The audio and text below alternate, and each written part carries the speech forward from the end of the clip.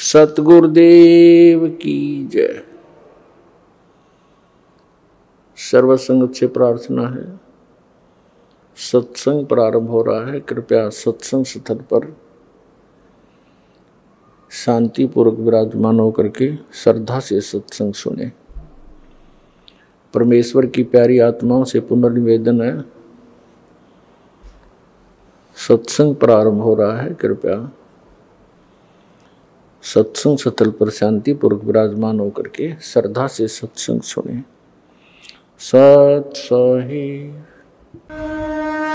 संत रामपाल जी महाराज एक ऐसे महान संत जिन्होंने अपनी सतभक्ति, तत्व ज्ञान, करुणा और सेवा के बल पर समाज में नई मिसाल कायम की है। संत रामपाल जी महाराज की अगुवाई में उनके सभी सतलोक आश्रमों से समाज कल्याण के अद्भुत कार्यों ने समाज को सुनहरे भविष्य की एक नई उम्मीद दिखाई है। संत रामपाल जी महाराज से नाम दीक्षा लेने के बाद लाखों लोगों की लाइलाज बीमारियां जैसे कैंसर, एड्स आदि ठीक हुई। संत जी के ज्ञान से प्रेरित होकर उनके अनुयायियों ने लाखों यूनिट रक्तदान किया। संत जी ने लाखों बहन बेटियों का दहेज मुक्त विवाह करवाया।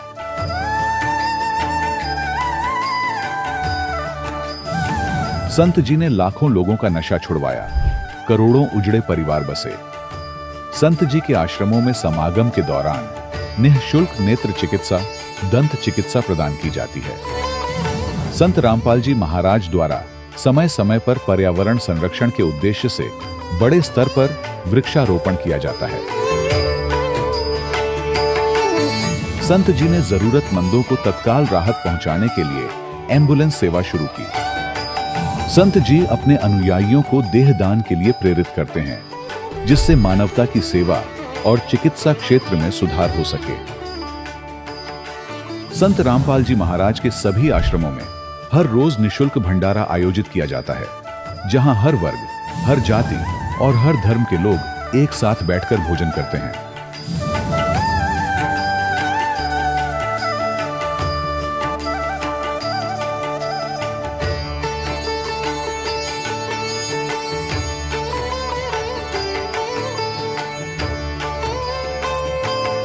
संत रामपाल जी महाराज के आश्रम में हजारों बुजुर्गों को सम्मान और प्यार के साथ जीवन जीने का अवसर मिलता है।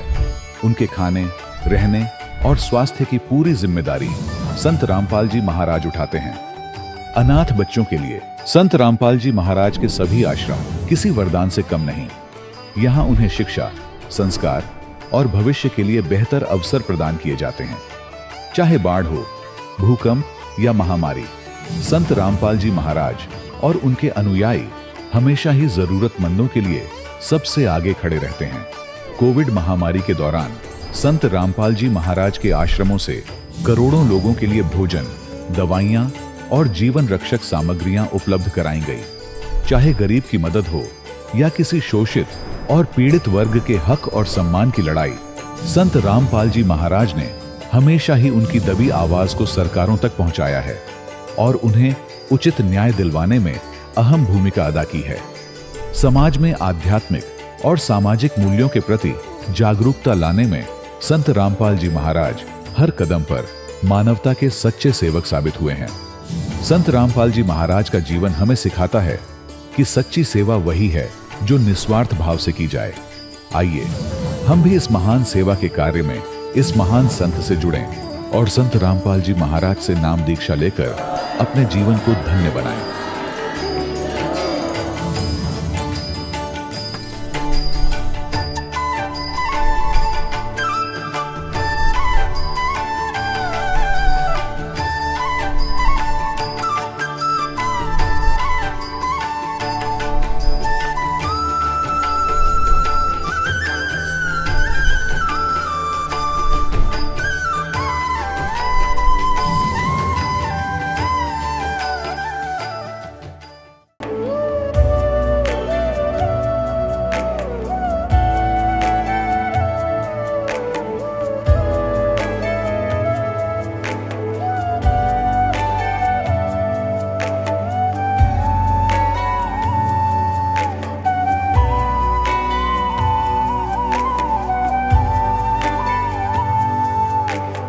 कौन ब्रह्मा का पिता है, कौन विष्णु की मां, शंकर का दादा कौन है, हमको दे बता।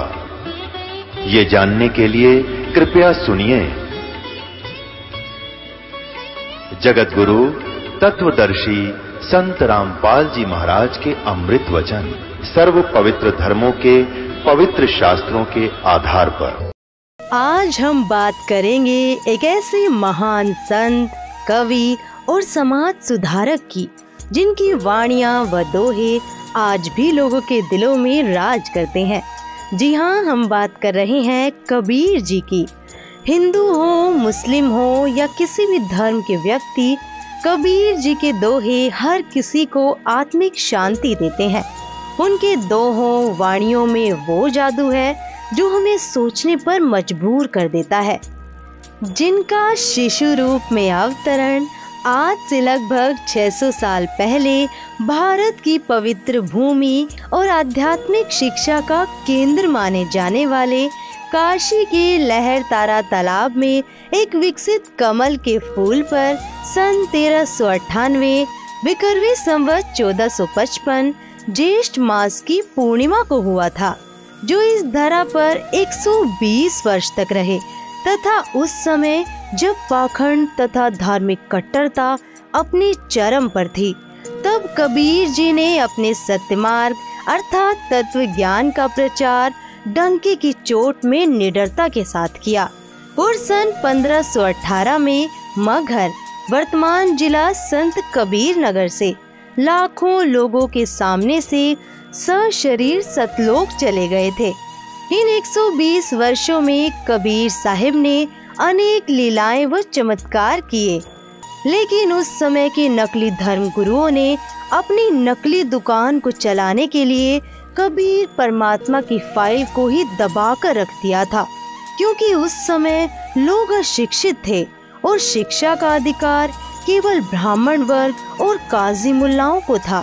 लेकिन संत रामपाल जी महाराज ने वर्तमान समय में चारों वेदों, गीता, सूक्ष्म वेद आदि सर्व धर्म ग्रंथों से प्रमाणित करते हुए कबीर साहिब के चमत्कारों का रहस्य हम सभी के सामने पुनः उजागर किया है।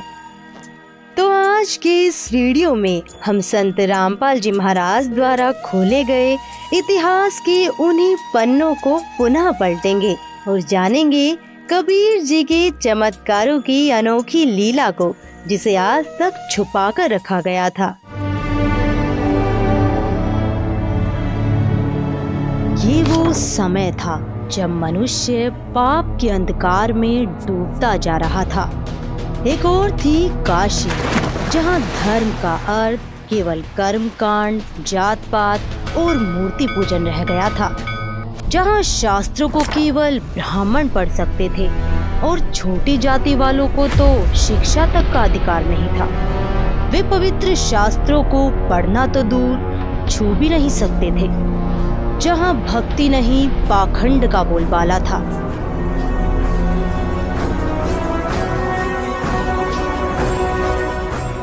और दूसरी ओर थी दिल्ली सल्तनत, जहाँ तख्त पर बैठा था एक ऐसा सुल्तान जो खुद को आवाम का खुदा समझता था। नाम था सिकंदर लोधी, एक ऐसा शासक जिसके हुक्म से मजहब तय होता था और शमशीर के बल पर खुदा का नाम फैलाया जाता था।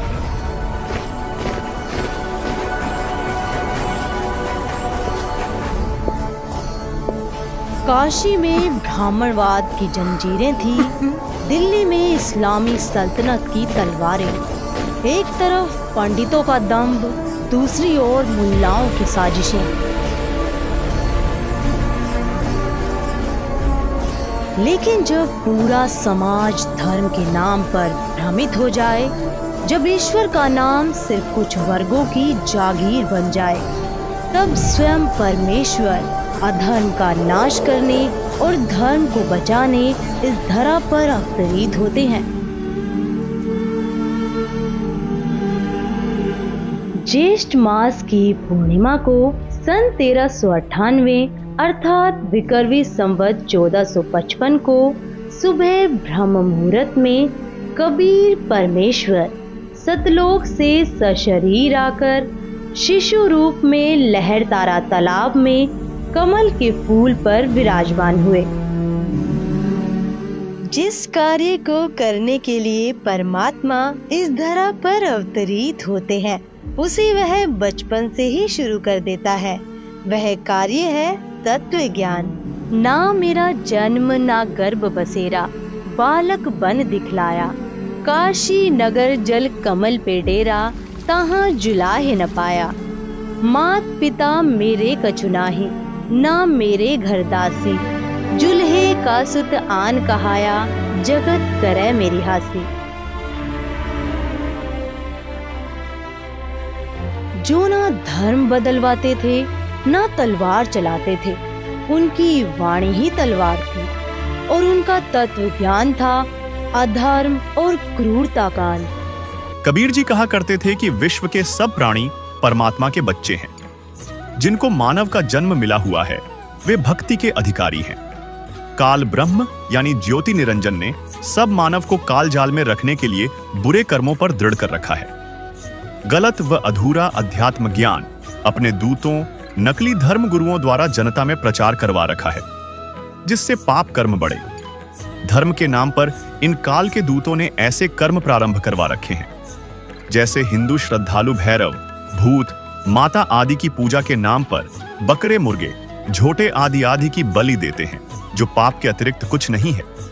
इसी प्रकार मुसलमान अल्लाह के नाम पर बकरे, गाय, मुर्गे आदि की कुर्बानी देते हैं, जो कोरा पाप है। कबीर जी समझाते हुए कहते थे, सुनका जी राजी नहीं पाप कर्म से खुदाए, गरीबदास की सोकम से पकड़ पछाड़ी गाए। गऊ हमारी माता है पीवत जिसका दूध, गरीबदास का जी को टल कतल किया औजूद। गऊ अपनी अम्मा है तापर छड़ी नबा है, गरीबदास गिरत दूध को सभी आत्म खा है। ऐसा खाना खाइए माता कहनी पीरे, गरीबदास दरगाह सरे गन में पड़े जंजीरे। दोनों दिन दया करो मानो बचन हमार, गरीबदास गो सूर में इत बोलन हार। हिंदू झटके मारे ही मुस्लिम करे हलाल, गरीबदास दो दिन का पोशी हाल बेहाल। सुन मुल्ला उपदेश तुम कुफर करे दिन रात, गरीबदास हक बोलता मारे जीव अनाथ। इन वाणियों में कबीर जी ने काजियों, मुल्लाओं से कहा कि गऊ हमारी माता है जिसका सब दूध पीते हैं। हे दुष्ट काजी, तूने गाय को काट डाला। गाय आपकी तथा अन्य सब की माता है, क्योंकि जिसका दूध पिया वह माता के समान आदरणीय है। इसको मत मार। इसके घी तथा दूध को सब धर्मों के व्यक्ति खाते पीते हैं। ऐसे खाना खाइए जिससे माता को अर्थात गाय को दर्द न हो। ऐसा पाप करने वाले को परमात्मा के दरबार में जंजीरों से बांधकर यातनाएं दी जाएंगी। हे काजी व मुल्ला, आप गाय को मारकर पाप के भागी बन रहे हो। आप बकरा, मुर्गा मारते हो, यह भी महापाप है। गाय के मारने से अल्लाह खुश नहीं होता, उल्टा नाराज होता है। आपने किसके आदेश से गाय को मारा है?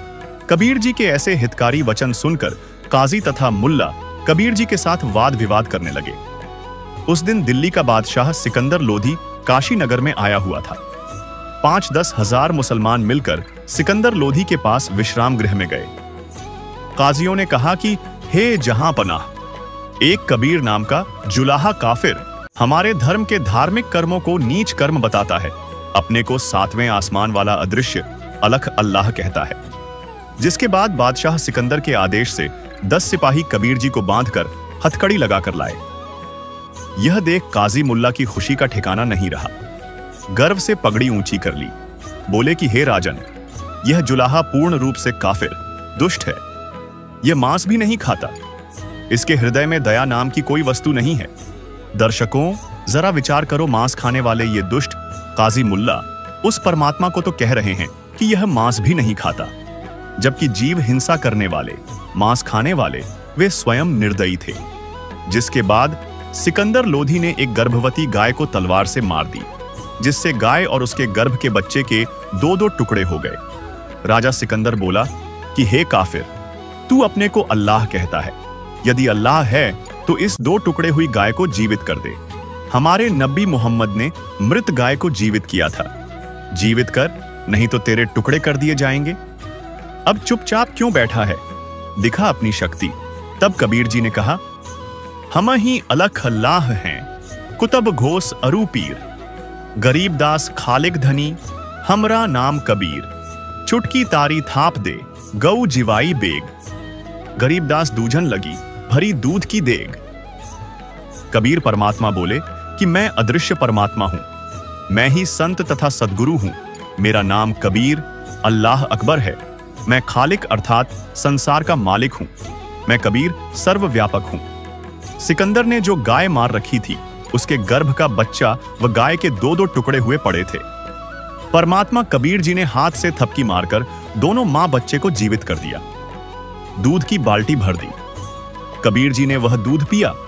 सिकंदर राजा को यह चमत्कार दिखाया था, यानी अपनी शक्ति का परिचय दिया।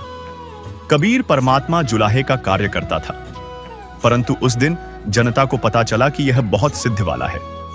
यह देखकर राजा सिकंदर बहुत आधीन हो गया। कबीर परमात्मा के चरणों में गिर गया। कबीर परमात्मा जी ने कहा कि हे राजन, अगर मगर त्याग कर सीधे मार्ग चलो, अपना कल्याण करवाओ, पाप न करो।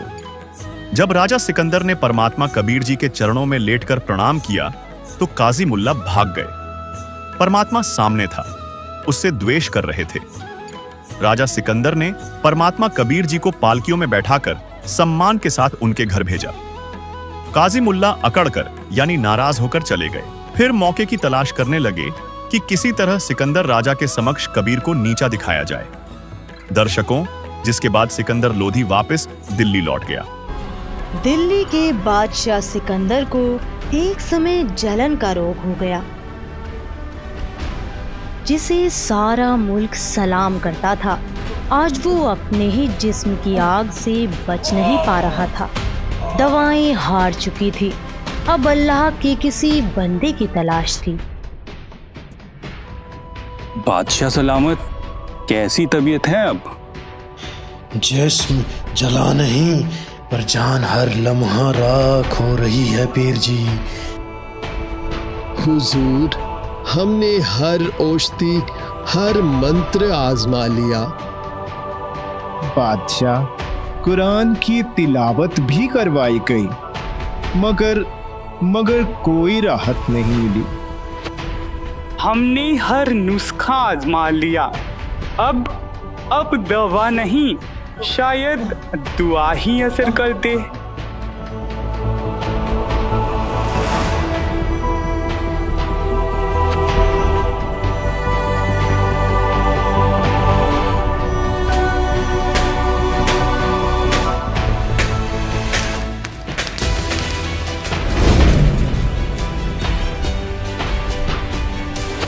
जहां पना काशी नगर में कबीर नाम की एक फकीर हैं।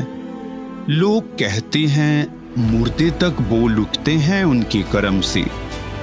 कबीर, कहीं ये वो तो नहीं जिसने मरी हुई गाय को जिंदा किया था?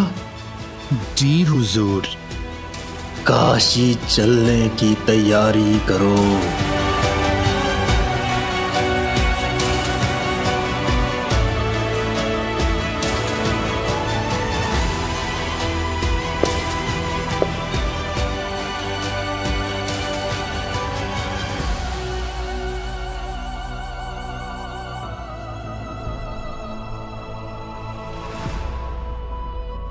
हजारों फौजें साथ थी, परंतु सिकंदर के भीतर सिर्फ एक सन्नाटा था। जीवन और मृत्यु के बीच वह एक अनजानी उम्मीद के पीछे बढ़ रहा था। बादशाह सलामत, कृपया भोजन स्वीकार करें। तेरी खातिरदारी लाजवाब है वीर देव, मगर इस जलन ने सब लुत्फ छीन लिया है। ना नींद, ना राहत, बस ये जलन हर पल निकलती जा रही है। सब कुछ आजमा लिया, अब तो मौत ही आखिरी मरहम लगती है। सुना है यहाँ कोई कबीर नाम के महापुरुष हैं? जहांपना, आप अब सही चौखट पर हैं। कबीर साहिब केवल संत नहीं हैं, वे स्वयं साक्षात परमेश्वर हैं।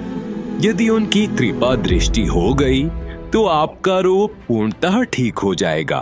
तो बुलाओ उन्हें अभी की अभी वीरदेव। आपकी आज्ञा सिर माथे बादशाह सलामत, पर एक विनती है आपसे। बेशक, कहो। कहते हैं संत जनों को बुलाया नहीं जाता, उनके द्वार पर सिर नवाया जाता है। यदि वो पधार भी गए और कृपा दृष्टि न हुई तो उनका आगमन भी निष्फल ही ठहरेगा। बाकी आपकी इच्छा शहंशाह। इंशाअल्लाह राहत अगर उसी दर पे है तो मैं खुद चलूंगा। शाम ढल रही थी। काशी की गलियां धीरे धीरे मौन में डूब रही थी। वीरदेव सिंह जानता था यही वो वेला है जब स्वयं परमेश्वर कबीर जी अपने औपचारिक गुरु स्वामी रामानंद जी के आश्रम में प्रतिदिन आरती करने के लिए आते थे। और आज उसी आश्रम के द्वार पर खड़े थे काशी के नरेश और दिल्ली का क्रूर सुल्तान सिकंदर लोधी। परमात्मा से मिलने की घड़ी समीप थी। जब वहां पहुंचे तो मालूम हुआ कि कबीर जी अभी आश्रम नहीं लौटे। राजन, इस घड़ी वो जरूर पधारते हैं। जब तक कबीर जी तशरीफ लाएं, क्यों ना यहीं आश्रम में कुछ देर इंतजार कर लें। सेवक, निवेदन करो स्वामी जी से। दिल्ली के बादशाह उनके दर्शनों के इच्छुक हैं और कबीर जी का इंतजार भी यहीं उनके आश्रम में करना चाहते हैं। सेवक भीतर गया और निवेदन सुनाया, पर वहां उत्तर नहीं, अपमान मिला। रामानंद जी जो मुसलमानों से घृणा करते थे। कह दो उन मांस खाने वाले पापी मलेच्छों की शक्ल भी नहीं देखता मैं। अगर बैठना है तो बाहर बैठ जाए। अगर ये महात्मा दिल्ली के ताज की तौहीन कर सकता है तो न जाने आम मुसलमानों के साथ कैसा सलूक करता होगा। अभी सबक सिखाता हूं इसे। कृपया संयम रखिए बादशाह सलामत।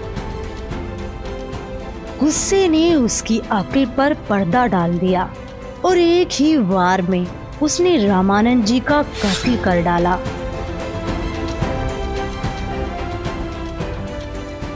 ये क्या कर डाला आपने हुजूर? वीर सिंह, ये क्या कर बैठा मैं?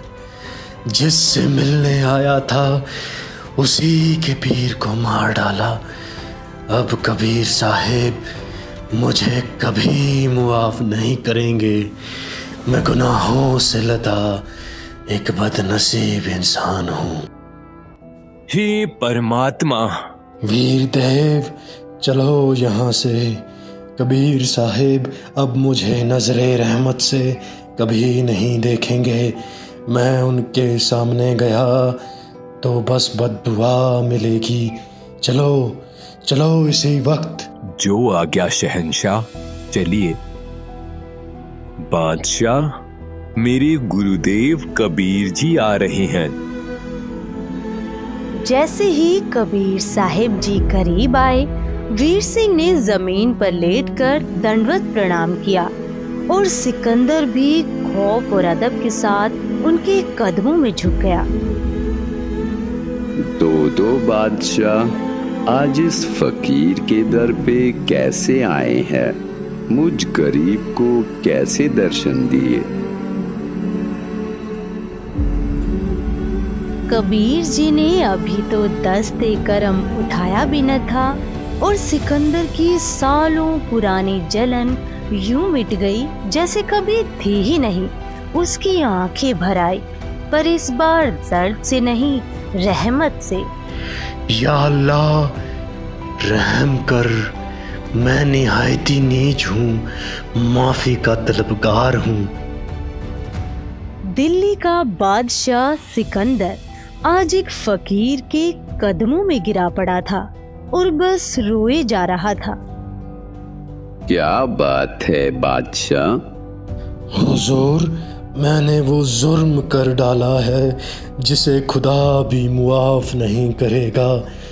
जिस रोग से निजात मांगने आया था वो तो आपके करम से मिट गया, पर अब इस गुनाह से कैसे निकलूं?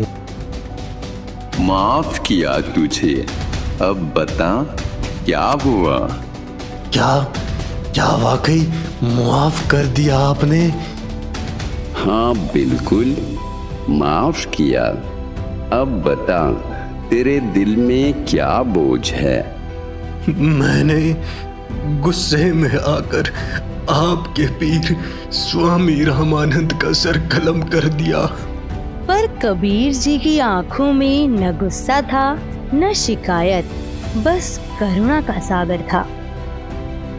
जो हुआ मालिक की मर्जी से हुआ, लेकिन आप उनका अंतिम संस्कार करवा कर ही जाना, वरना निंदा के पात्र बन जाओगे।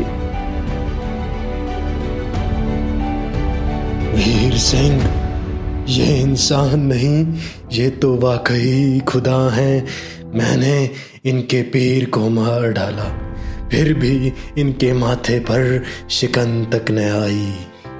अभी तो देखा ही क्या है बादशाह, ये तो बस शुरुआत है। ये क्या कर डाला राजा ने? ब्राह्मण हत्या महापाप हो गया। कबीर जी आ गए, कबीर जी आ गए। जैसे ही परमेश्वर कबीर जी भीतर पहुंचे तो देखा रामानंद जी का धड़ अलग, सिर अलग पड़ा था, शरीर पर चादर डाल दी गई थी। हे कबीर जी, सिकंदर ने अपने गुरुदेव की हत्या कर दी। अरे नादानो, जिसके कर्मों में जो लिखा हो वो तो उसी के हाथों पूर्ण होता है। अरे ये तो दोबारा लौट आया। कबीर जी ने अपने गुरुदेव के मृत शरीर को दंडवत प्रणाम किया और चरण छुए। उठिए गुरुदेव, दिल्ली के बादशाह आपके दर्शनार्थ आए हैं। दूसरी बार पुकारा और सिर धड़ से यूं जुड़ गया जैसे कभी जुदा ही न था। स्वामी रामानंद जी फिर से जिंदा हो उठे, लेकिन देह से जो निकला वो सिर्फ खून नहीं था, आधा खून आधा दूध। हे परमात्मा, ये कैसा संकेत है? स्वामी जी, अभी तक आप हिंदू और मुसलमानों को दो समझते हो, इसलिए आधा दूध और आधा खून निकला है। आप अन्य जाति वालों को तो अपना साथी समझ चुके हो। यह जीव सब एक है। आप तो जानी जान हो, आप तो लीला कर रहे हो। जिसके बाद कबीर जी ने बताया, कबीर अलख इलाही एक है, नाम धराया दोय। कहे कबीर दो नाम सुनी, भरम परो मति कोय। कबीर राम रहीमा एक है, नाम धराया दोय। कहे कबीर दो नाम सुनी, भरम परो मति कोय। कबीर कृष्ण करीमा एक है, नाम धराया दोय। कहे कबीर दो नाम सुनी, भरम परो मति कोय। कबीर राम कबीर एक है, कहन सुनन को दोय। दो करी सोई जानई, सतगुरु मिला न होए। जिसके बाद स्वामी रामानंद जी की आंखें भर आई। उन्होंने सिकंदर को सीने से लगा लिया। इसके बाद रामानंद जी हिंदू तथा मुसलमानों को तथा सर्व जाति व धर्मों के व्यक्तियों को प्रभु के बच्चे जानकर प्यार देने लगे। दिल्ली के बादशाह सिकंदर लोधी के साथ उनका धार्मिक पीर शेख तकी भी बनारस गया था, लेकिन वह हिंदू संतों से बहुत ईर्ष्या करता था तथा उन्हें व उनके शिष्यों को काफिर कहता था। इसलिए वह सिकंदर लोधी और वीर देव सिंह के साथ स्वामी रामानंद जी के आश्रम नहीं गया था और वीरदेव सिंह के महल में बने विश्राम गृह में ही रुका। सिकंदर लोधी विश्राम गृह में आकर शेख तकी से, पीर जी, मेरा लाइलाज रोग जिसे कोई भी शफा न दे सका, इन्होंने बस एक नजरे करम से रफा कर दिया। और ऐसे भी पीर जी, उन्होंने मेरे सामने मेरे ही हाथों कत्ल किए गए उनके गुरुजी को फिर से जिंदा कर दिया। शेख तकी जलन से भर उठा और कहने लगा, अगर ये कबीर अल्लाह है तो मैं इसका इम्तिहान लूंगा। अगर ये मेरे सामने किसी मुर्दे को जिंदा कर दे तो मैं इसे अल्लाह मान लूंगा, वरना दिल्ली जाकर ऐलान कर दूंगा कि शाह सिकंदर लोधी अब हिंदू बन चुका है। सिकंदर लोधी ये सुनकर परेशान हो गया।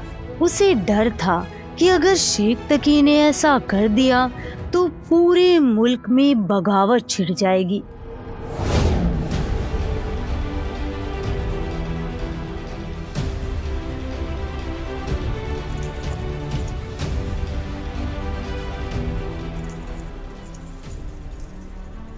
दिल्ली के बादशाह सिकंदर लोधी ने कबीर साहिब जी से इल्म हासिल किया और अदब से अर्ज की कि हुजूर मेरे साथ दिल्ली चलिए।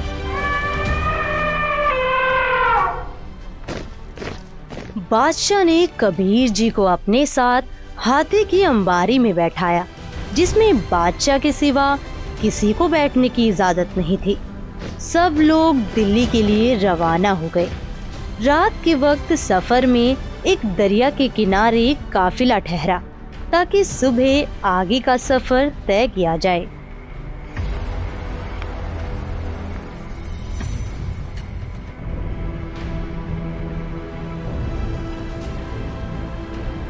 शेख तकी बादशाह सिकंदर से बेरुखी से पेश आ रहा था।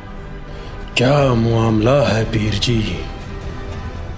तुझे नहीं पता इस कबीर काफिर को अपने साथ क्यों रखा है? ये काफिर नहीं, अल्लाह है पीर जी। अच्छा, अब अल्लाह इंसानी शक्ल में आ गया। अल्लाह ऐसे हैं पीर जी? आखिर आपको यकीन कैसे होगा पीर जी? अगर वो काफिर मेरे सामने किसी मुर्दे में जान फूंक दे तो हमें यकीन आएगा।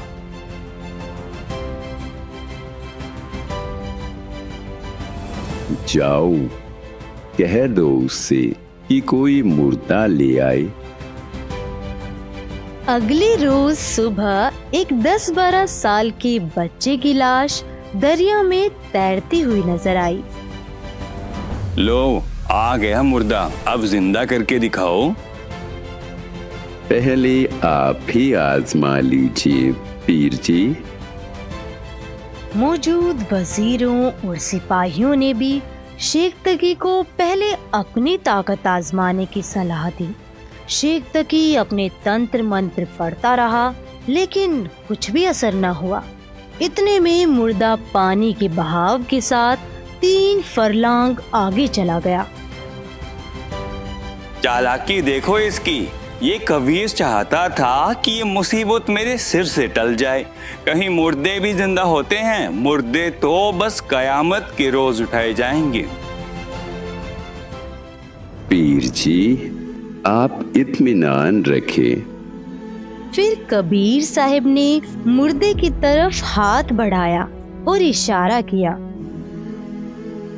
हे जीवात्मा, जहाँ कहीं भी है, कबीर हुक्म से इस शरीर में प्रवेश कर और बाहर आ।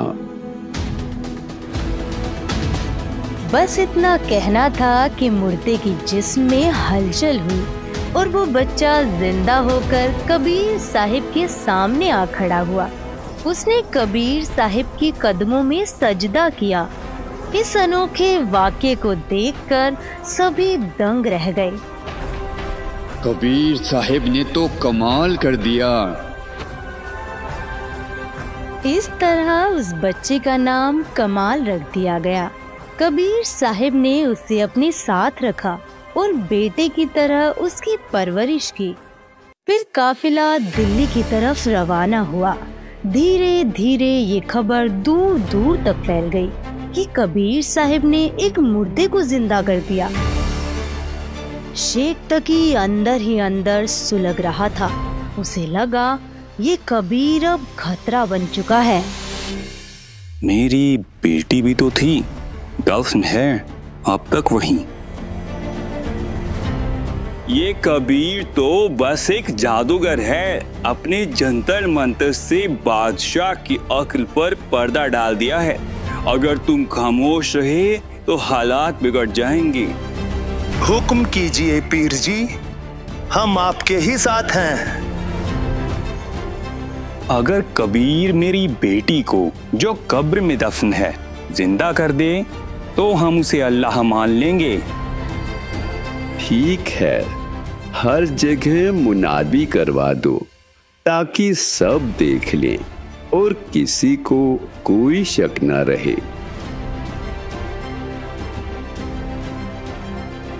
सुनो सुनो सुनो, बादशाह का हुक्म हुआ है।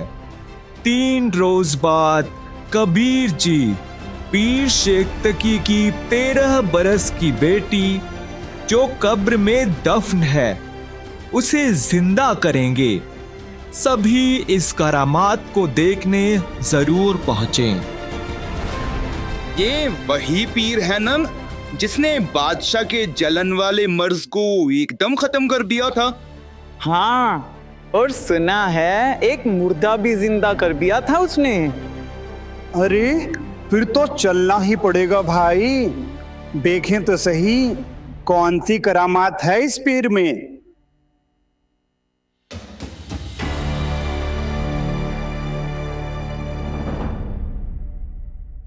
हजारों लोग इस अनोखे वाक़े को देखने के लिए जमा हुए।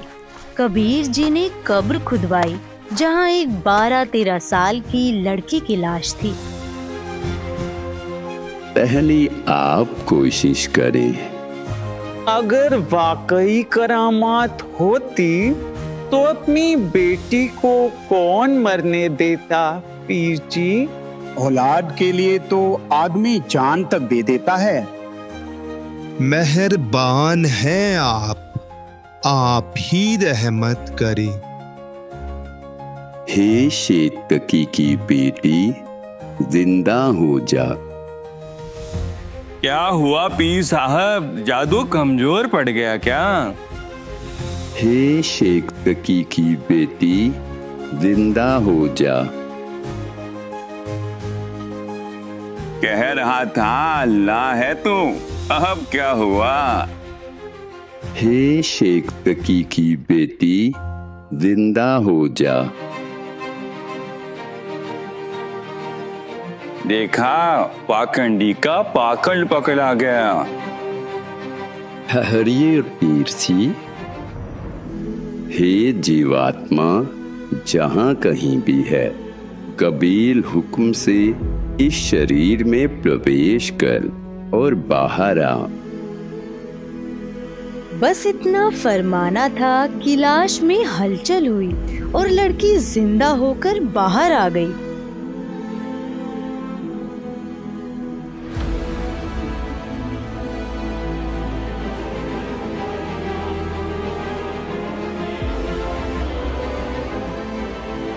उसने दौड़कर कबीर साहिब जी के कदमों में सजदा किया।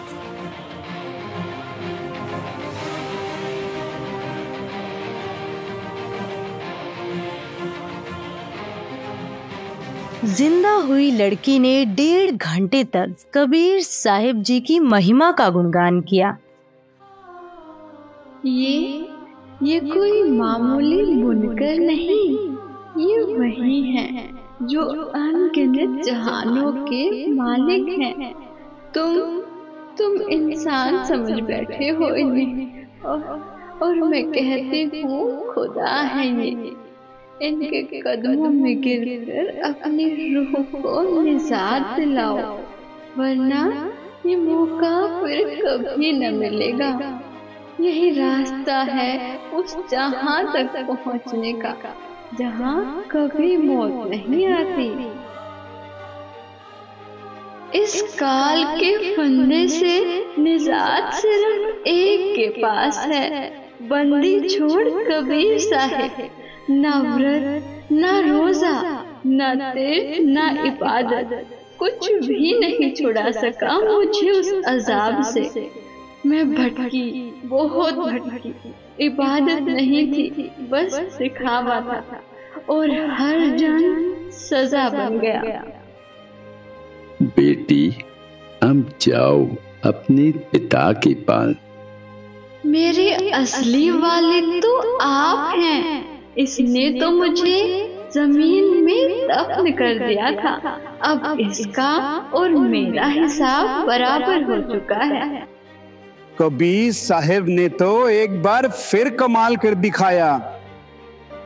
सच कहीं, ये कोई इंसान नहीं, खुदा है। कब्र से जिंदा उठा दिया। ऐसी करामात तो सुनी भी न थी कभी। कबीर परमेश्वर ने लड़की का नाम कमाली रखा और उसे अपनी बेटी की तरह अपनाया। उन्होंने उसे नाम दीक्षा दी और हजारों लोगों ने उसी वक्त कबीर जी से उपदेश ग्रहण किया। अब तो मेरी तमाम इज्जत मिट्टी में मिल गई। शेख तकी ने देखा कि कबीर साहिब जी की शान दिन ब दिन और भी बढ़ रही है, मगर उसकी ईर्ष्या कम नहीं हुई। हर हाल में वो यही चाहता था कि कबीर साहिब को कैसे नीचा दिखाया जाए। इतनी बड़ी करामात देखने के बावजूद भी उसकी आंखें नहीं खुली। खुदा सामने खड़े थे, मगर गुरूर और हसद की चादर ने उसकी आंखों पर पर्दा डाल रखा था।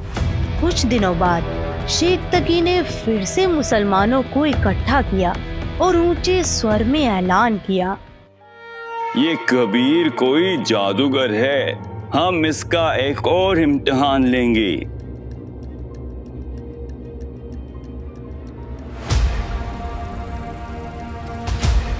बादशाह सलामत, हम इस कबीर को उबलते हुए सरसों के तेल के कड़ाहे में डालेंगे। अगर ये बच गया तो हम इसे सचमुच खुदा का बंदा मान लेंगे। अगर इनकी बात नहीं मानी तो हुकूमत खतरे में पड़ सकती है।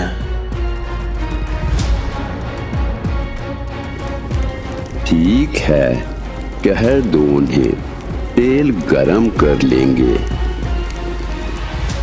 शेख तकी ने मोटी मोटी लकड़ियां लगाकर तेल की कड़ाहे को बहुत उबाल दिया और कबीर परमेश्वर को उठाकर उसमें डालने का हुक्म दिया।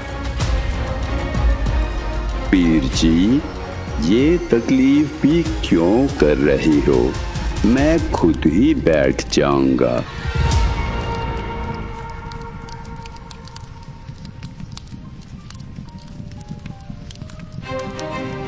ये कहकर कबीर साहिब जी खुद ही उबलते हुए तेल के कड़ाहे में बैठ गए।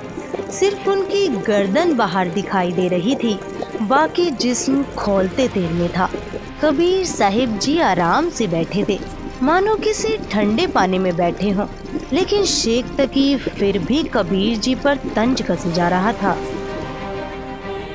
ये जादूगर है, इसने तेल की तासीर ठंडी कर दी, वरना ये उबाल बहुत तेज था। कहीं सचमुच तेल ठंडा तो नहीं हो गया? मुझे खुद आजमाना चाहिए।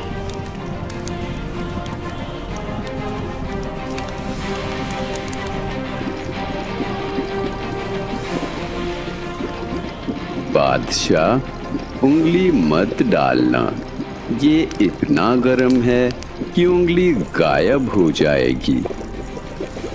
परंतु सिकंदर बादशाह नहीं माना। सोचा कि जब कबीर साहब जी तेल में बैठे हैं तो तुझे क्या होगा, और फिर मना करते करते उबलते हुए तेल में उंगली डाल दी। जितनी उंगली तेल में गई थी उतनी ही कटकर अलग हो गई और बादशाह दर्द के मारे बेहोश हो गया।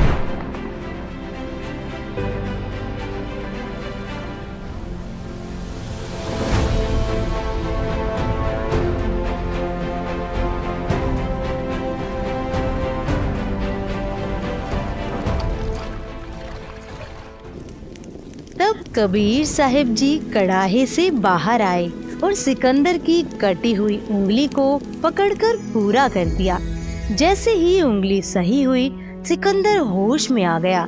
सिकंदर लोधी फौरन कबीर साहब जी के कदमों में गिर पड़ा और क्षमा याचना करने लगा। हे अल्लाह के सच्चे नुमाइंदे, मुझे मुआफ कर दीजिए, मैं आपकी अजमत को ना पहचान सका। बादशाह, आपका कसूर नहीं है। काल नहीं चाहता कि मेरे बच्चे मुझे पहचान लें।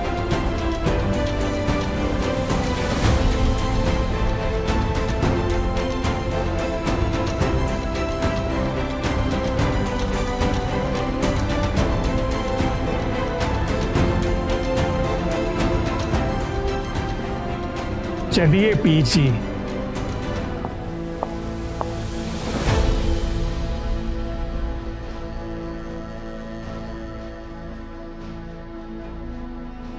हुजूर, ये शेख तकी मानने को तैयार नहीं है।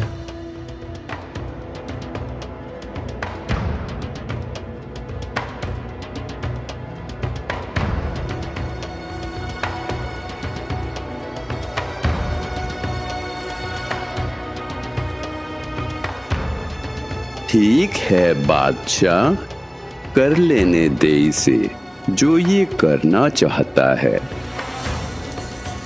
शेख तकी बांध के ले गया उस हस्ती को जिसे बांधा नहीं जा सकता था।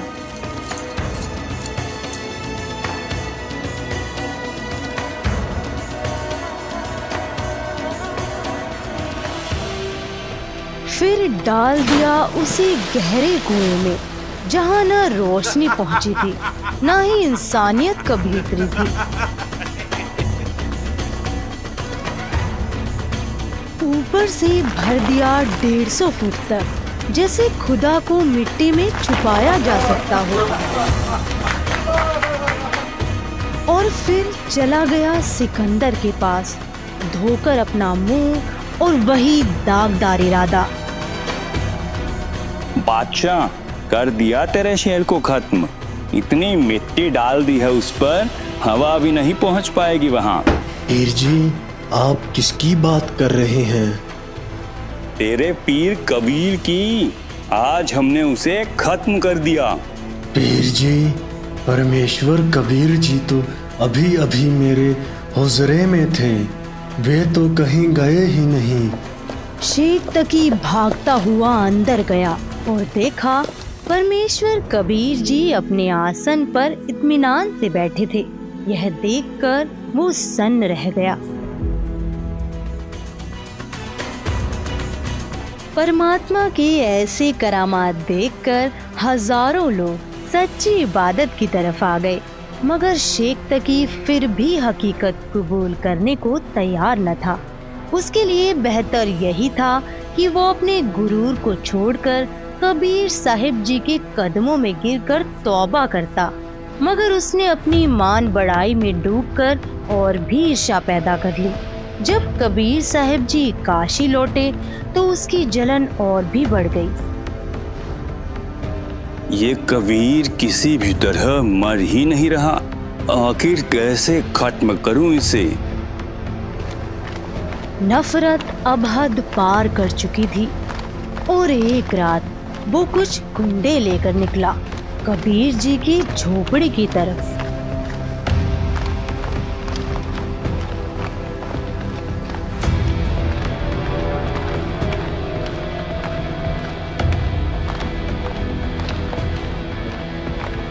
आज इस कबीर का वजूद ही मिटा देंगे।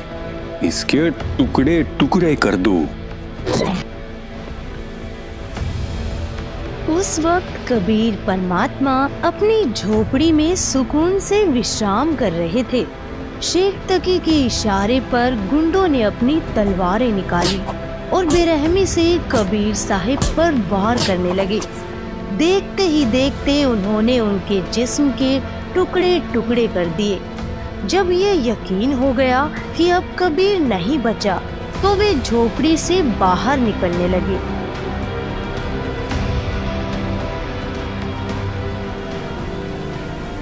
पीर जी, दूध पीकर जाना, ऐसे थोड़े ही जाते हैं। ये आवाज सुनते ही शेख तकी और उसके गुंडों के रोंगटे खड़े हो गए। जब वे पलटे तो देखा कबीर साहिब पूरी तरह सलामत खड़े मुस्कुरा रहे थे। उनके चेहरे पर नूर बरस रहा था। ये देख शेख तकी और उसके गुंडों के पैरों तले जमीन खिसक गई। डर के मारे सभी वहां से भाग खड़े हुए। उनकी रूह तक कांप गई। लेकिन इस खौफ का असर ये हुआ कि उन गुंडों को तेज बुखार चढ़ गया। कई दिनों तक उनका बदन जलता रहा, बेचैनी से तड़पते रहे। तब खुद कबीर परमेश्वर उनकी मदद के लिए पहुँचे। उनके सिर पर आशीर्वाद भरा हाथ रखा। बेवकूफों, ये पीर तुम्हें मरवा कर छोड़ेगा। ये तुम्हें गुमराह कर रहा है। कबीर परमेश्वर की वाणी में इतनी शक्ति थी कि उनके वचन सीधे उन गुंडों के हृदय में उतर गए। उनका बुखार शांत हुआ और उनकी आंखों से पर्दा उठने लगा। उन्होंने अपनी गलतियों के लिए क्षमा मांगी और उसी क्षण से परमेश्वर कबीर के चरणों में स्वयं को समर्पित कर दिया। दर्शकों, कबीर साहिब इस धरा पर 120 वर्ष तक रहे। इस दौरान उन्होंने अनेक चमत्कार किए। कबीर परमेश्वर की अनेकों अनहोनी लीलाओं से प्रभावित होकर उनके हिंदू व मुस्लिम दोनों धर्मों के 64 लाख शिष्य बन गए थे। लेकिन परमेश्वर तो भूत भविष्य तथा वर्तमान की जानते हैं। उनको पता था कि ये सब चमत्कार देखकर तथा इनको मेरे आशीर्वाद से हुए भौतिक लाभों के कारण मेरी जय जयकार कर रहे हैं, परंतु इनको मुझ पर विश्वास नहीं है कि मैं परमात्मा हूं। एक वैश्या जो काशी में बहुत बदनाम थी, उसे एक दिन कबीर परमात्मा का सत्संग इत्तेफाक से सुनने को मिल गया और फिर उसने कबीर परमात्मा से उपदेश लिया और सारी बुराई त्याग दी तथा प्रतिदिन सत्संग सुनने आने लगी। लेकिन कबीर जी के विवेकहीन शिष्य उस बहन को धमकाने लगे कि तू न आया कर सत्संग में, तू एक बदनाम औरत है, इससे गुरुजी बदनाम हो जाएंगे। यह बात जब उस बहन ने कबीर जी से बताई तो कबीर जी ने सत्संग में सभी को समझाया कि कुश्ती होवे संत बंदगी कीजिए, हो वैश्या कै विश्वास चरण चित दीजिए। यही बात श्रीमद् भगवद गीता में अध्याय 9 श्लोक 30 में कहा कि यदि अतिशय दुराचारी व्यक्ति भी क्यों न हो, यदि उसका परमात्मा में विश्वास है और साधना करता है तो उसको साधु महात्मा के समान समझना चाहिए। इस प्रकार परमेश्वर कबीर जी संकेत करके उन दुर्बुद्धि शिष्यों को समझाना चाहते थे, परंतु वे लोकलाज को परमात्मा के वचनों से अधिक तवज्जो देते थे। वे खुलकर तो सतगुरु जी को कह नहीं पाते थे, परंतु उस लड़की को अवश्य बाधा करते थे। एक दिन परमेश्वर कबीर जी ने शिष्यों की परीक्षा लेनी चाहिए कि देखूं तो कितने ज्ञान को समझे हैं। यदि इनको विश्वास ही नहीं है तो ये मोक्ष के अधिकारी नहीं है, ये तो मेरे सिर पर व्यर्थ का भार है। यह विचार करके एक योजना बनाई। अपने परम शिष्य रविदास से कहा कि एक हाथी किराए पर लाओ। उस लड़की से कहा कि बेटी, आप मेरे साथ हाथी पर बैठकर चलोगी? लड़की ने कहा, जो आज्ञा गुरुदेव। अगले दिन सुबह लगभग 10 बजे हाथी के ऊपर तीनों सवार होकर काशी नगर के मुख्य बाजार में से गुजरने लगे। संत रविदास जी हाथी को चला रहे थे। लड़की रविदास जी के पीछे, कबीर जी के आगे, यानी दोनों के बीच में बैठी थी। कबीर जी ने एक बोतल में गंगा का पानी भर लिया। उस बोतल को मुख से लगाकर घूंट घूंट कर पी रहे थे। लोगों को लगा कि कबीर जी शराब पी रहे हैं। शराब के नशे में वैश्या को सरेआम बाजार में लिए घूम रहे हैं। यह देख काशी के व्यक्ति एक दूसरे को बता रहे थे कि देखो, बड़े बड़े उपदेश दिया करता कबीर जुलाहा, आज इसकी पोल पट्टी खुल गई है। ये लोग सत्संग के बहाने ऐसे कर्म करते हैं। काशी के व्यक्ति कबीर जी के शिष्यों को पकड़ पकड़ लाकर दिखा रहे थे कि देख तुम्हारे परमात्मा की करतूत। शराब पी रहे हैं, वैश्या को लिए सरेआम घूम रहा है। यह लीला देखकर वे 64 लाख नकली शिष्य कबीर जी को त्याग कर चले गए। पहले वाली साधना करने लगे। लोक लाज में फंसकर गुरु विमुख हो गए। कबीर परमेश्वर जी की यह लीला देखकर काशी के लोग कहने लगे कि यह जुलाहा भ्रष्ट हो गया है। भरे बाजार में दिन के समय शराब पीकर वैश्या के साथ घूम रहा है। लोक लाज समाप्त कर दी है। हमारी बहन बेटियों का बाहर निकलना मुश्किल कर दिया है। बाप बेटी, भाई बहन कैसे यह अभद्र क्रिया सहन करेंगे? चलो राजा से शिकायत करेंगे। और विशेषकर परमात्मा ऐसी लीला उस दिन किया करते थे जिस दिन दिल्ली का सम्राट सिकंदर लोधी काशी बनारस में अपने दौरे पर जाता था। उन दिनों में दिल्ली का सम्राट यानी पूरे भारत का राजा, वो भी अपने छोटे राजाओं की खबर लेने के लिए, जैसे काशी का नरेश वहाँ उसमें वीर देव सिंह बघेल थे, तो उनके पास जाते रहते थे। उनकी सारी राजकाज की वो नजर रखते थे क्योंकि वो सब उनके अंतर्गत होते थे। उसी समय परमात्मा ने ये लीला की। सभी हिंदू धर्म के आचार्य, शंकराचार्य और अन्य जितने मंडलेश्वर थे उनका सबका दाव लग गया। ब्राह्मण गुरु जितने थे और उधर से मुसलमानों के पीर और काजी जो पहले दुखी थे परमात्मा से, और साथ में एक शेख तकी नाम का जो मुसलमान था, वो पीर था, गुरु था। किसका? सिकंदर लोधी का, राजा का। और उसके पूरे भारत के जितने भी मुसलमान धर्म के अनुयायी थे उस शेख तकी के संकेत से सब काम करते थे। वो इतना उसको मानते थे और वो सिकंदर लोधी के साथ ही जाता था। वो भी पहुंचा हुआ था। अब सभी ने मिलकर, हिंदू और मुसलमान दोनों के धर्मगुरु, उन्होंने अपने अपने अनुयायियों को भ्रमित किया। कहा कि देखो भाई, ऐसा व्यक्ति अगर काशी में रहेगा, हमारे नगर में रहेगा, क्या असर पड़ेगा बच्चों पर, कैसे निकलेंगे हम बाहर। चलो राजा सिकंदर लोधी आया है, उसके सामने हम अपनी अर्ज करेंगे और इसको कठिन दंड दिलवाएंगे। वीर देव सिंह बघेल जो काशी नरेश थे, वो भी परमात्मा कबीर जी के शिष्य हो चुके थे। उनकी लीला देखकर, उनकी शक्ति देखकर, उनके ज्ञान को से परिचित होकर दिल्ली के सम्राट सिकंदर लोधी भी कबीर परमात्मा जी के शिष्य हो चुके थे। क्योंकि सिकंदर लोधी को एक बहुत भयंकर असाध्य रोग था और वो परमात्मा कबीर जी के आशीर्वाद मात्र से स्वस्थ हो गया था, जिस कारण से पुनर्जीवन प्राप्त करके सिकंदर लोधी कबीर परमात्मा का बहुत आभार व्यक्त किया करते थे और शिष्य भी बन गए थे। लेकिन राजा का इतना ही सांग होता है, जनता घनी दिखी ना, अपने राज के जाने के भय से वो कुछ भी फैसला ले लेता है। उस समय ना वो भगवान देखता, ना कोई गुरु और धर्म देखता। धर्म मीन धार्मिकता। तो उसने सभी लोग इकट्ठे होकर सिकंदर लोधी के पास पहुंच गए, जिस रेस्ट हाउस में वो रुके हुए थे। सारी कहानी से परिचित होकर के राजा ने आदेश दे दिया कि इसको, सभी ने कहा जी इसको सजाए मौत दी जाए और गंगा के अंदर डबो के मारना चाहिए इसको, पत्थर मार मार के। राजा ने अपने राज्य को बचाने के लिए, कहीं जनता तेरी विरोधी ना हो जा, ये हम इसे नकली है, अपने हाथ से सिकंदर लोधी ने कबीर साहब का, अपने गुरुदेव का हथकड़ी लगाई। राजा ने, जो एक सिपाही का काम था, सिर्फ नंबर बनाने के लिए जनता में अगर लोग मेरे से विरोधी ना हो जाए, और सबको पता था कि राजा का गुरुदेव है और कहीं ये मेरे से इस कारण से विरोध ना कर ले, कि यू सजा नहीं दे सकता, ये तो इसका चेला है। वो सब मर्यादाओं को लांघ के अपने हाथों परमात्मा के हाथों में हथकड़ी लगाई, पैरों में बेड़ी और गल में एक जंजीर भारा डाला करते, तोक जो नीचे पैरों से लेकर हथकड़ियों के साथ ऊपर तक जकड़ देती थी। उस पर दौड़ नहीं सकता, भाग नहीं सकता, धीरे धीरे चल सकता था। ऐसा करके और कहा इसको गंगा दरिया में डुबो दो।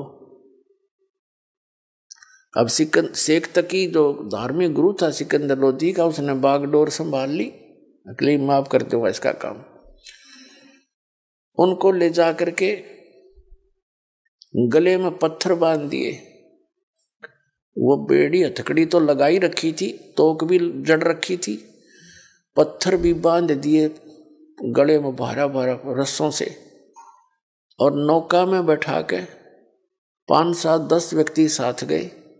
दरिया गंगा के बीच में जाके उठा के कबीर साहब को और ऐसे पटक दिया कि ना हाथ पैर मार सकेगा और पत्थरों के वजन से डूब जाएगा, इसका टंटा कट जाएगा। उन्होंने ऐसे पटका गंगा के अंदर, दरिया के अंदर, सभी हथकड़ी बेड़ी अपने आप टूट गई, पत्थर बांध रखे थे वो टूट गए, वो दरिया में डूब गए। और कबीर साहब ऐसे बैठे हैं उस गंगा के जल के ऊपर जैसे थल पर बैठा करते हैं, आसन पद्म लगा के। नीचे से लहर जा रही है, परमात्मा सुरक्षित बैठे। अब नौका वाले वापस आ गए। अब लोगों ने देखा कि ये डूबा नहीं। पहले तो ये सोचा कि अब डूब जाएगा थोड़ी सी देर में, पत्थर वत्थर नीचे खींचेंगे इसको। जब देखा कि इतना डूब रहा है, ना इसको हथकड़ी रही है, तो सब ने कहा कि पत्थर मारो, पत्थर मारो। किनारे से लोगे पत्थर मारने, और पत्थर वहां कहाँ जहाँ थे, बीच में 200 फुट की दूरी पे। फिर कहा कि तीर लाओ, गोली लाओ, बंदूक से मारो। तीर ले आया, कोई बंदूक ले आए और वहां गोली मारे परमात्मा के ऊपर।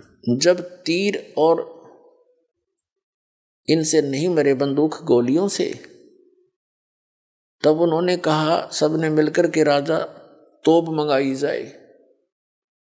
अब तोप यंत्र लाके खड़ा कर दिया, उसमें गोले डालने, कबीर साहब के ऊपर दाग गए। वो गोला या तो वहीं गिर जाए फंस, या कबीर साहब से 100, 200, 300 फुट दूर जाके गंगा में गिरे, क्योंकि वहां बहुत चौड़ाई है गंगा दरिया की जहां पर वो ये क्रिया कर रहे थे। इस प्रकार 4 पहर यानी 12 घंटे तक यह जुल्म शेख तकी करता रहा। जनता का विवेक धर्म गुरुओं ने हर रखा था। परमेश्वर कबीर जी ने दया करी, जल के अंदर समा गए। शेख तकी खुशी से नाचने लगा कि डूब गया दुश्मन।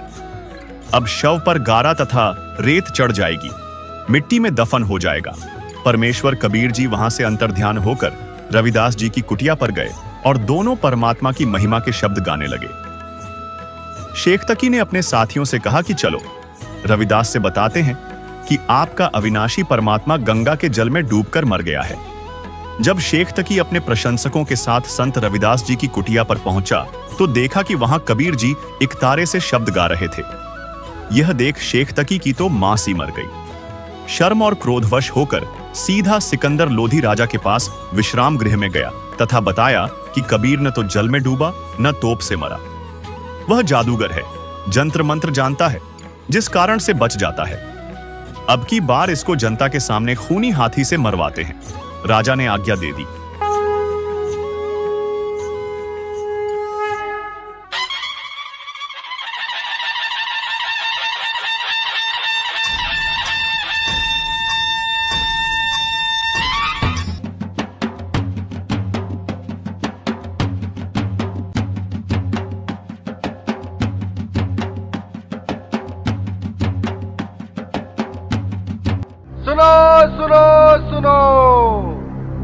राजा का हुक्म है कि कबीर पुत्र नीरू को कल प्रातः 10 बजे खूनी हाथी से कुचलकर मौत के घाट उतारा जाएगा। इसीलिए सभी नगर निवासी सजा देखने दंडित ग्रह पहुंच जाए। सुनो सुनो सुनो। हाँ, राजा ने बिल्कुल सही किया। अब की बार वो नहीं बच पाएगा। हर बार बच जाता है, पता नहीं क्या जादू मंत्र जानता है। अरे राजा के पास बहुत खतरनाक हाथी है, उसे तुरंत कुचलकर मार देगा। हाँ हाँ सही कह रहे हो। देखते हैं कल क्या होता है।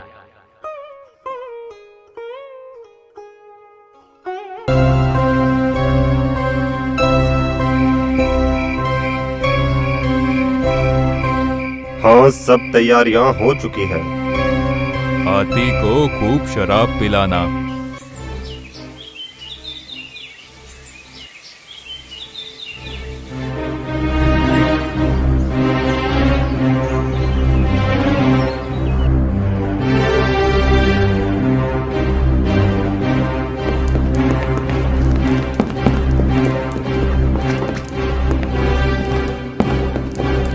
अच्छे से बांधना इस काफिर को, कहीं भाग ना जाए। आज तो इसका खेल खत्म करके ही छोड़ूंगा। अरे पिलवान, शराब और पिला दो इसको, ताकि ये इस काफिर का जल्द ही काम तमाम कर दे। आज तो कबीर निश्चित ही मारा जाएगा। हाँ हाँ, आज ये जुलाहा नहीं बच पाएगा। अरे खूनी हाथी इसे तुरंत मार देगा। हाँ हाँ वो देखो, आज तो पीलवान हाथी को शराब भी पिला रहा है। अब तो उसका बिल्कुल काम तमाम हो जाएगा। हाँ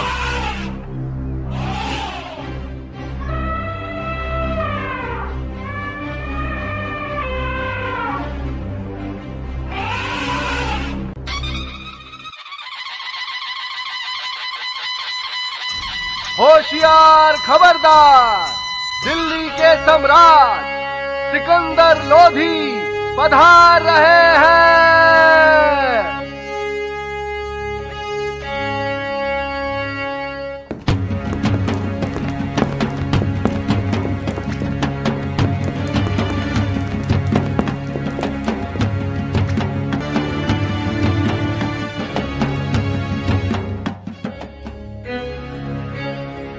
महाराज सिकंदर लोधी की जय। महाराज सिकंदर लोधी की जय। महाराज सिकंदर लोधी की जय।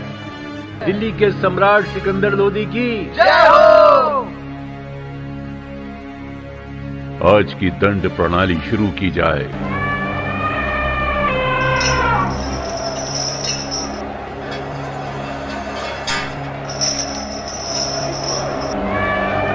मारो मारो मारो मारो मारो मारो मारो मारो।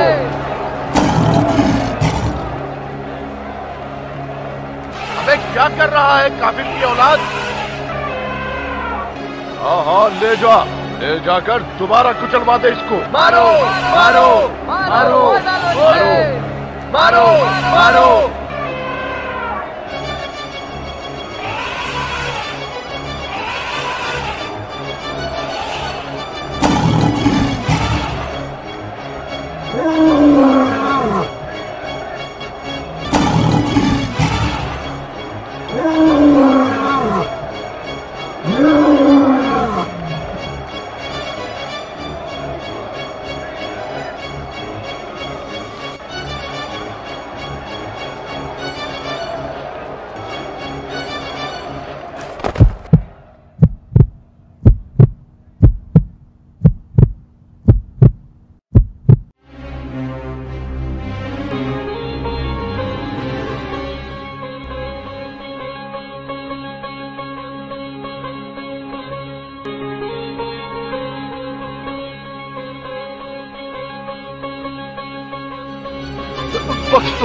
बख्श दो परवरदिगार, सिर्फ अब की बार मेरे गुनाह माफ कर दो।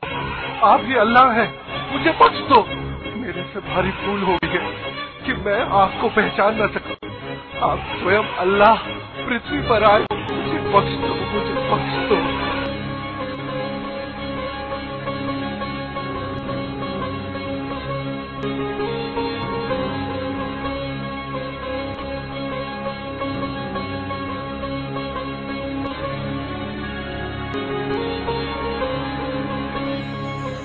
राजन, अपने धार्मिक पीर शेख तकी के बहकावे में आकर ऐसी गलती ना किया करें। मैं सतलोक से तुम्हारे लिए ही तो आया हूँ। शेख तकी तो मूर्ख है, परंतु आपको तो ज्ञान है बच्चा। चलो ठीक है, माफ किया।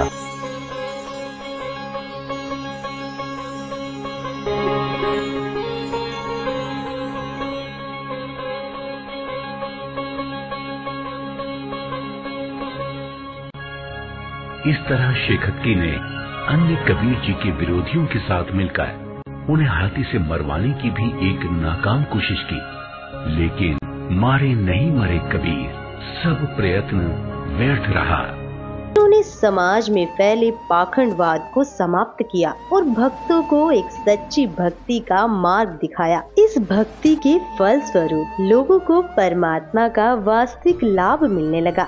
इससे प्रभावित होकर उस समय के हिंदू और मुस्लिम दोनों धर्मों के 64 लाख श्रद्धालु कबीर परमेश्वर जी के शिष्य बन गए। वहीं दूसरी तरफ कबीर परमेश्वर जी को एक आम भक्त, संत व गरीब जुलाहा समझ उस समय के मुल्ला, काजी, पंडित और ब्राह्मण कबीर साहिब जी की महिमा चारों ओर फैलते देख ईर्ष्यावश आए दिन उन पर जुल्म करने की अस्थायी कोशिश करते ही रहते थे।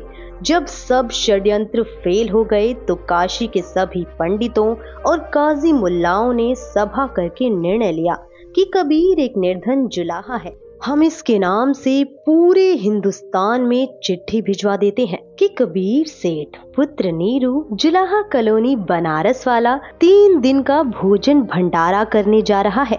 सभी अखाड़े वाले बाबा और साधु संत आमंत्रित हैं। साथ में अपने अपने शिष्यों को अवश्य लाएं। तीनों दिन प्रत्येक भोजन के पश्चात सभी साधु संत, ब्राह्मण, काजी मुल्ला, पीर पैगंबर और ओलिया को एक दोहर, एक मोहर तथा जो कोई सूखा सीधा यानी आटा, मिठाई, घी, दाल, चावल भी लेना चाहे वह भी दिया जाएगा। दोहर एक लोई होती थी जो उस समय की सबसे महंगी और उपयोगी कंबल मानी जाती थी, जिसे अमीर लोग ही ओढ़ते थे। मोहर लगभग 10 ग्राम सोने से बनी होती थी, जिसकी वर्तमान कीमत लगभग 30,000 रुपए है। उस लोहे की कीमत वर्तमान में 10,000 से कम नहीं है। सर्वसम्मति से यह निर्णय लेकर पत्र भिजवा दिए गए और दिन निश्चित कर दिए गए। निश्चित दिन को 18 लाख साधु संत, ब्राह्मण, मंडलेश्वर अपने अपने शिष्यों सहित पहुंच गए। सबको लालच था कि प्रत्येक भोजन के पश्चात उपरोक्त दक्षिणा मिलेगी, इसलिए अपने अपने शिष्यों को मंडलेश्वर ले आए कि अच्छा माल मिलेगा, सूखा सीधा भी लेंगे, महीनों का खाने का और कई हजार का सोना तथा लोई मिलेगी, बेचकर काम चलाएंगे। कबीर परमेश्वर ने 2 रूप में अभिनय किया। एक रूप में वह अपनी कुटिया में बैठे रहे, दूसरे रूप में अपने सतलोक से 9 लाख बैलों पर थैले रखकर पका हुआ सामान तथा सूखा सामान और दोहर मोहर भर कर ले आए। आया है बंजारा केशव आया है, काशी आया माल अपारा केशव आया है, आया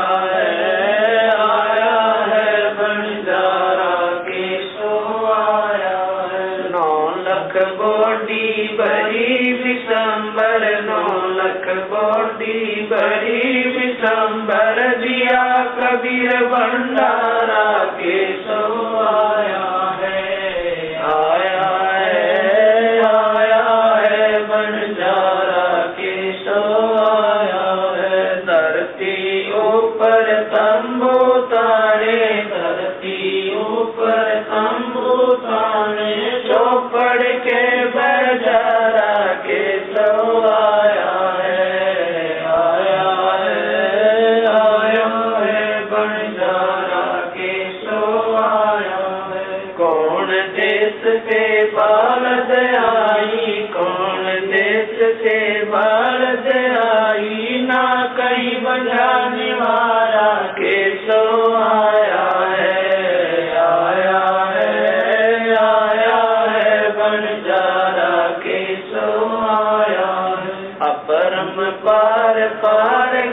तेरी अपरम पार पार गत तेरी कित उतरी जलधारा के सो आया है बंजारा के सो आया है। साहूकार नहीं कोई जाके साहूकार नहीं कोई जाके काशी नगर मजारा के सो आया है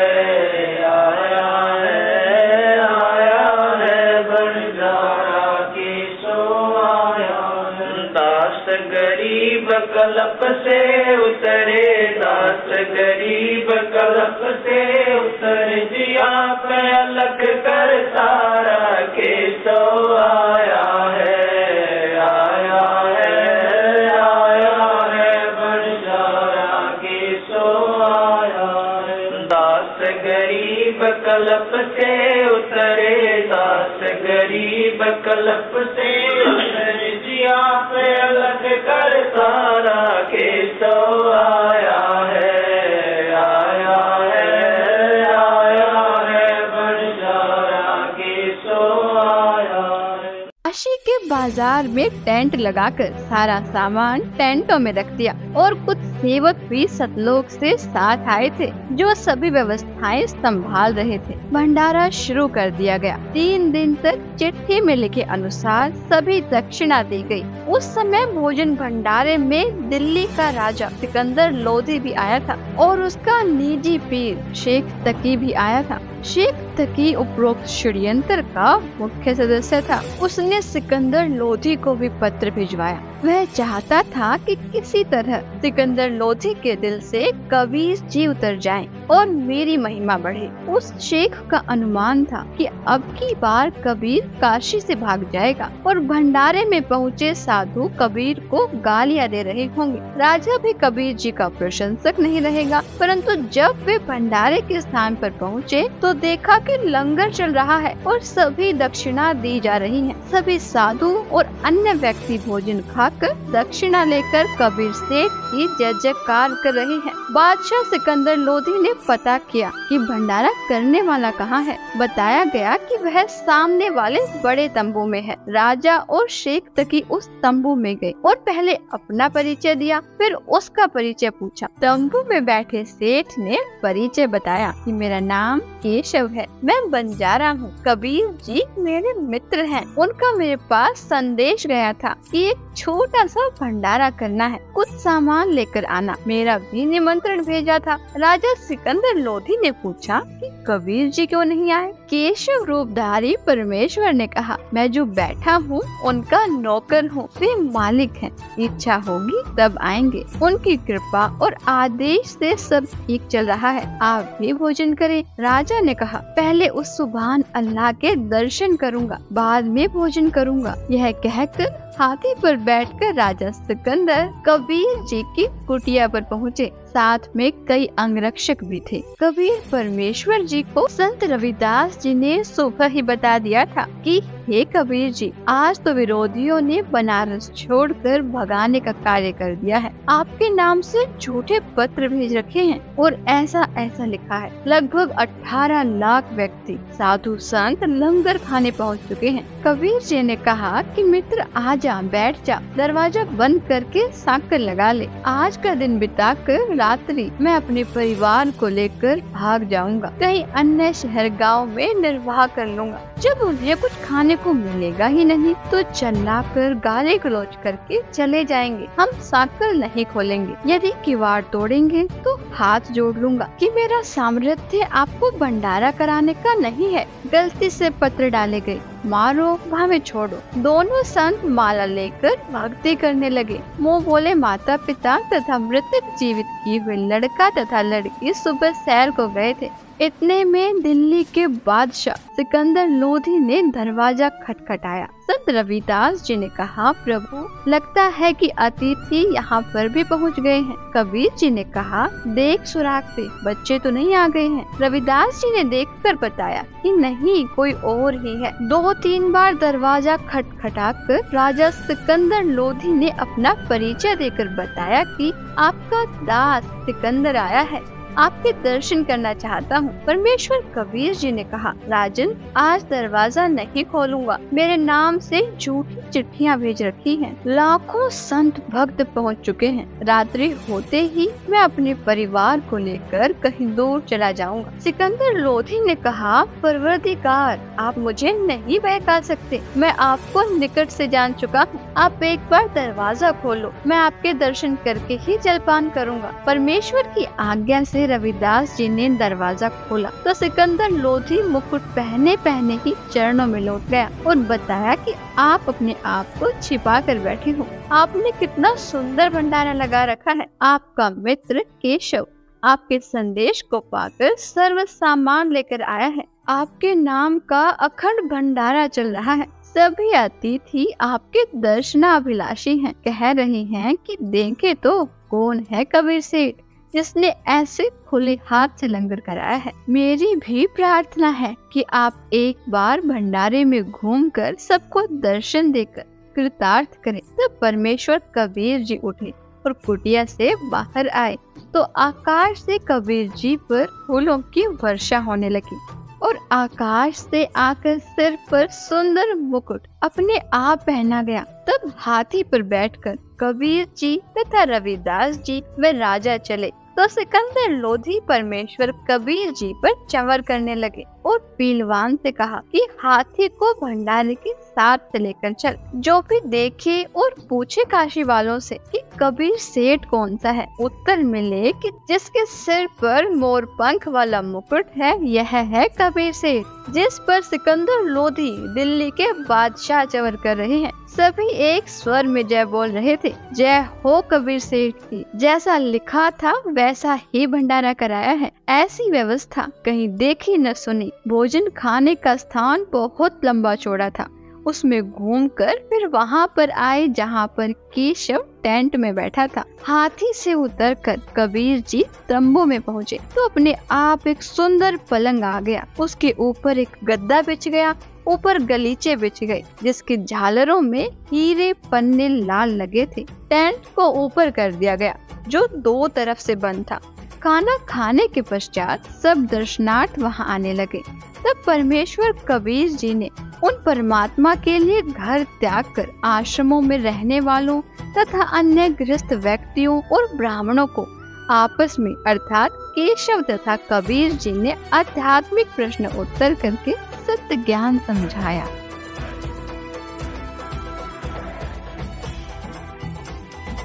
चौपड़ के बाजार फिर कर आए के सो पास, गरीबदास कुर्बान गति क्या क्या कहूँ विलास। पाट पटम्बर बस गए ऊपर हीरे लाल, गरीबदास साहेब धनी डाये मुक्ता माल। केसो और कबीर का तंबू माई मिलाप, गरीबदास आठ पैर लग गोष्ठी निजगर गाप। केसो कहत कबीर से पूछत बाता बीन, गरीबदास क्यों उतरे ऐसे मुल्क मलीन। 100 योजन पर लगत है या दुनिया की गंद, गरीबदास केसो कहे हाड चाम का फंद। सुन कबीर सुर वेद हूँ केसो कष्ट करंत, गरीबदास गंदे मनुष्य मेला आन भरंत। बिष्टा जिनके देह में मगन फिरे दिन रात, गरीबदास केसो कहे जिन सिर यम की घात। सुन कबीर मन भावने तुम्हारी बात अगाध, गरीबदास केसो कहे तुमसे तुम ही साध। धन कबीर कुर्बान जा ऐसी रही तुम्हार, गरीबदास के सो कहे छोड़िए गंदा संसार। नरक भरे तिस उदर है रुदर भरी सब देह, गरीबदास के सो कहे या मनुष्य मुखे है। राम नाम कैसे भोर नरक नगीन शरीर, गरीबदास के सो कहे विलंबे कहाँ कबीर। दम बिन दे ही सही नहीं जमी आसमान, गरीबदास के सो कहे जहाँ रहन स्थान। हीरे पीले मोती जहाँ हीरे बदन सफेद, गरीबदास के सो कहे सुनो देश का भेद। लाल श्याम जहाँ रतन है नहीं भौतिक आकार, गरीबदास के सो कहे चल कबीर परिवार। सुन के सो अब वंदना कह कबीर संदेश, गरीबदास लोक में है हमारा प्रवेश। आड चाम की देही में दूध रतन सरवंत, गरीबदास घट पिंड में ऐसे है भगवंत। तन दूधी को पाड़ कर जय कोई देखे दूध, गरीबदास उस पिंड में आड चाम और गूद। हमरे ही हुनियारे है अमरा सर्जनहार, गरीबदास विधि भेद सुन खुला मुक्ति द्वार। युग 70 हम ज्ञान दिया जीवन समझा एक, गरीबदास घर घर फिरे दरे कबीरा भेख। 70 युग सेवन किए किन न बुझी बात, गरीबदास में समझात हूँ मोहे लगावे लात।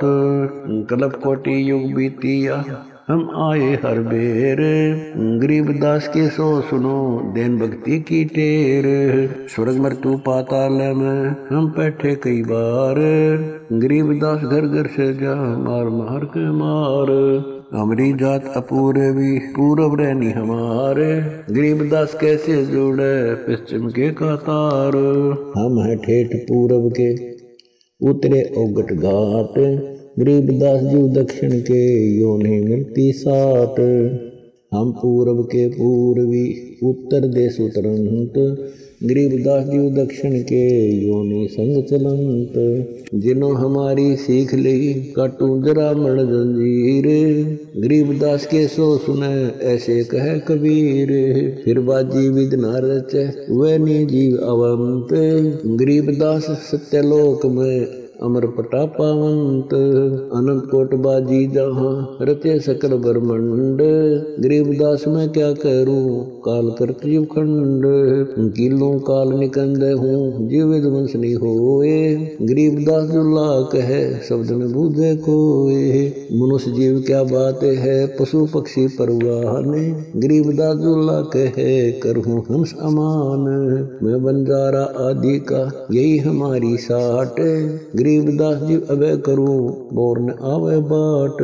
एक गाड़ा एक जलाइए यानी मोए सुहाए, गरीबदास सतलोक में देहूं जीव पहुँचाए। सोन कबीर के शोक है जो कुछ करो सुकीन, गरीबदास मुख्तार तुम ही दीन वे दीन। सुन सतगुर तो से कहूँ तुम हो दीन दयाल, गरीबदास आदीन में तुम साहिब अब्दाल।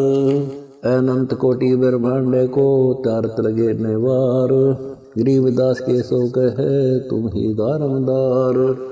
तुम ही दारमदार हो यहाँ कल्प नहीं इंच, गरीबदास के सो कहे सब तुमरे ही परपंच। के सो चले सौदाम को 9 लाख बोली लीन, गरीबदास बंधन किया बाजत है सुरबीन। के सो और कबीर जित मिलत बेता एक, दास गरीब कबीर हरि धरते नाना भेख।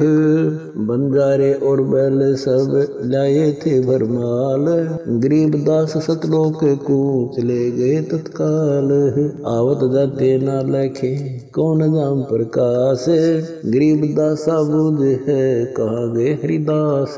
हरि में हरि के दास है दासन के हरि पास, गरीबदास पद अगम गति सात की उदास। चलो सिकंदर बादशाह क्यों व्यर्था भक्त कमाए, गरीबदास उस पीर के तन मन लगी भाए। जेता शहर कबीर का हमरे बहुत अनेक, गरीबदास से तक के लगी जुबान नेक। गूंगा भया बोले नहीं जवाब जुबान, गरीबदास मारा पड़ा बिन ही करो कमान। एता दोष दरे कहाँ दग्ध जमी आसमान, गरीबदास गूंगा भया बहरा हुआ कान।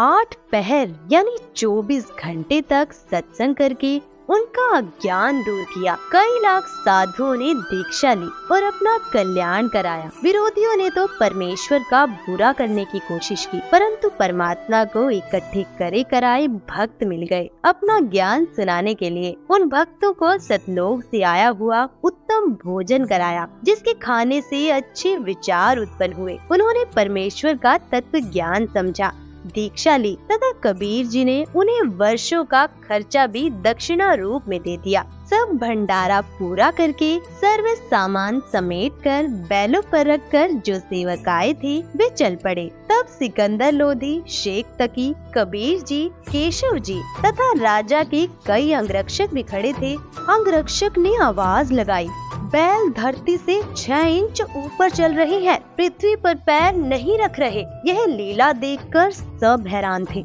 फिर कुछ देर बाद देखा तो आसपास और दूर तक न बैल दिखाई दिए और न बंजारे सेवक। सिकंदर लोधी ने पूछा, हे कबीर जी, बंजारे और बैल कहाँ गए? परमेश्वर कबीर जी ने उत्तर दिया कि जिस परमात्मा के लोक से आए थे उसी में चले गए। उसी समय केशव वाला स्वरूप देखते ही देखते कबीर जी के शरीर में समा गया। सिकंदर राजा ने कहा, हे अल्लाहु अकबर, मैं तो पहले ही कह रहा था कि यह सब आप कर रहे हो, अपने आप को छिपाए हुए हो। शेख तकी तो जल भून रहा था, कहने लगा कि ऐसे भंडारे तो हम मने को कर दे, यह तो महोछा सा किया है, हम तो जग जोनार कर देते। महोछा कहते हैं वह धर्म अनुष्ठान जो किसी पुरोहित द्वारा पितृदोष मिटाने के लिए थोपा गया हो। उसमें व्यक्ति बताए गए नग मन मारकर सस्ती कीमत के लाकर पूरे करता है, हाथ सिकोड़ कर लंगर लगाता है। जिसके घर कई वर्षों के बाद संतान उत्पन्न होती है तो दिल खोल कर खर्च करता है, भंडारा करता है तो खुले हाथों से।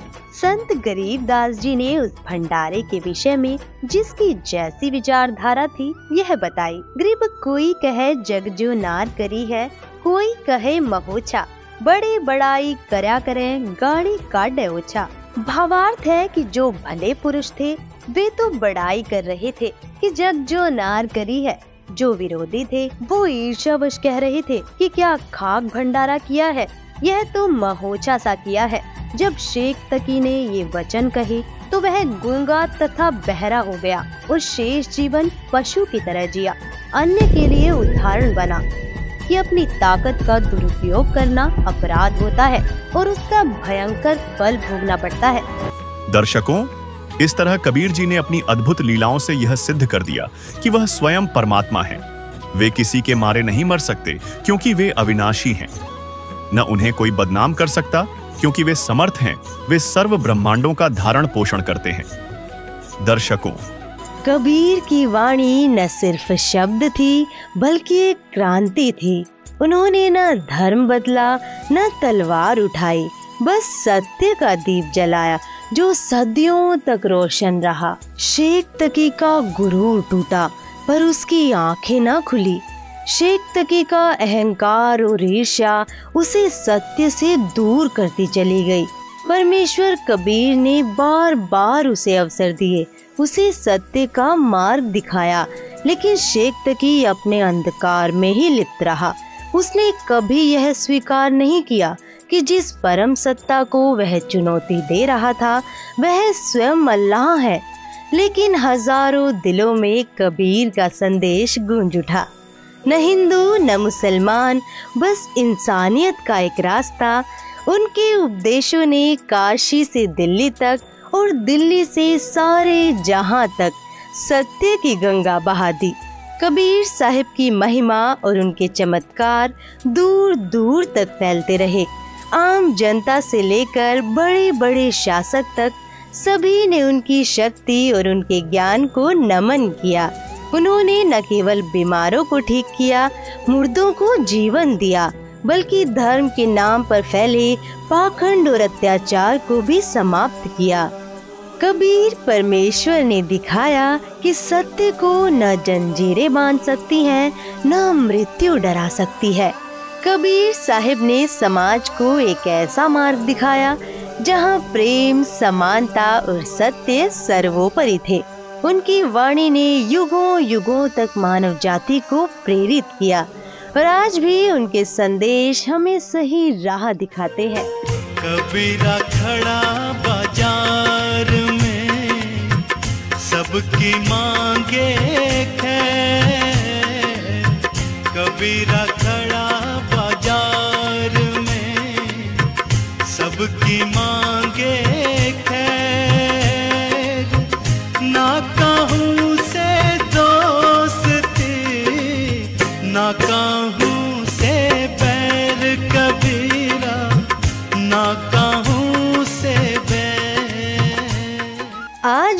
कबीर की वाणी हर उस दिल में गूंजती है जो सत्य की खोज में है।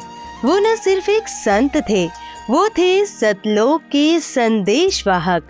वो थे स्वयं परमेश्वर, जिन्होंने अपनी वाणी और अपने चमत्कारों से यह सिद्ध किया कि ईश्वर की शक्ति सर्वव्यापी है और प्रेम ही सबसे बड़ा धर्म है। और आज कबीर परमेश्वर के अवतार संत रामपाल जी महाराज भी समाज को ऐसा ही मार्ग दिखा रहे हैं, जहां प्रेम, समानता और सत्य सर्वोपरि है।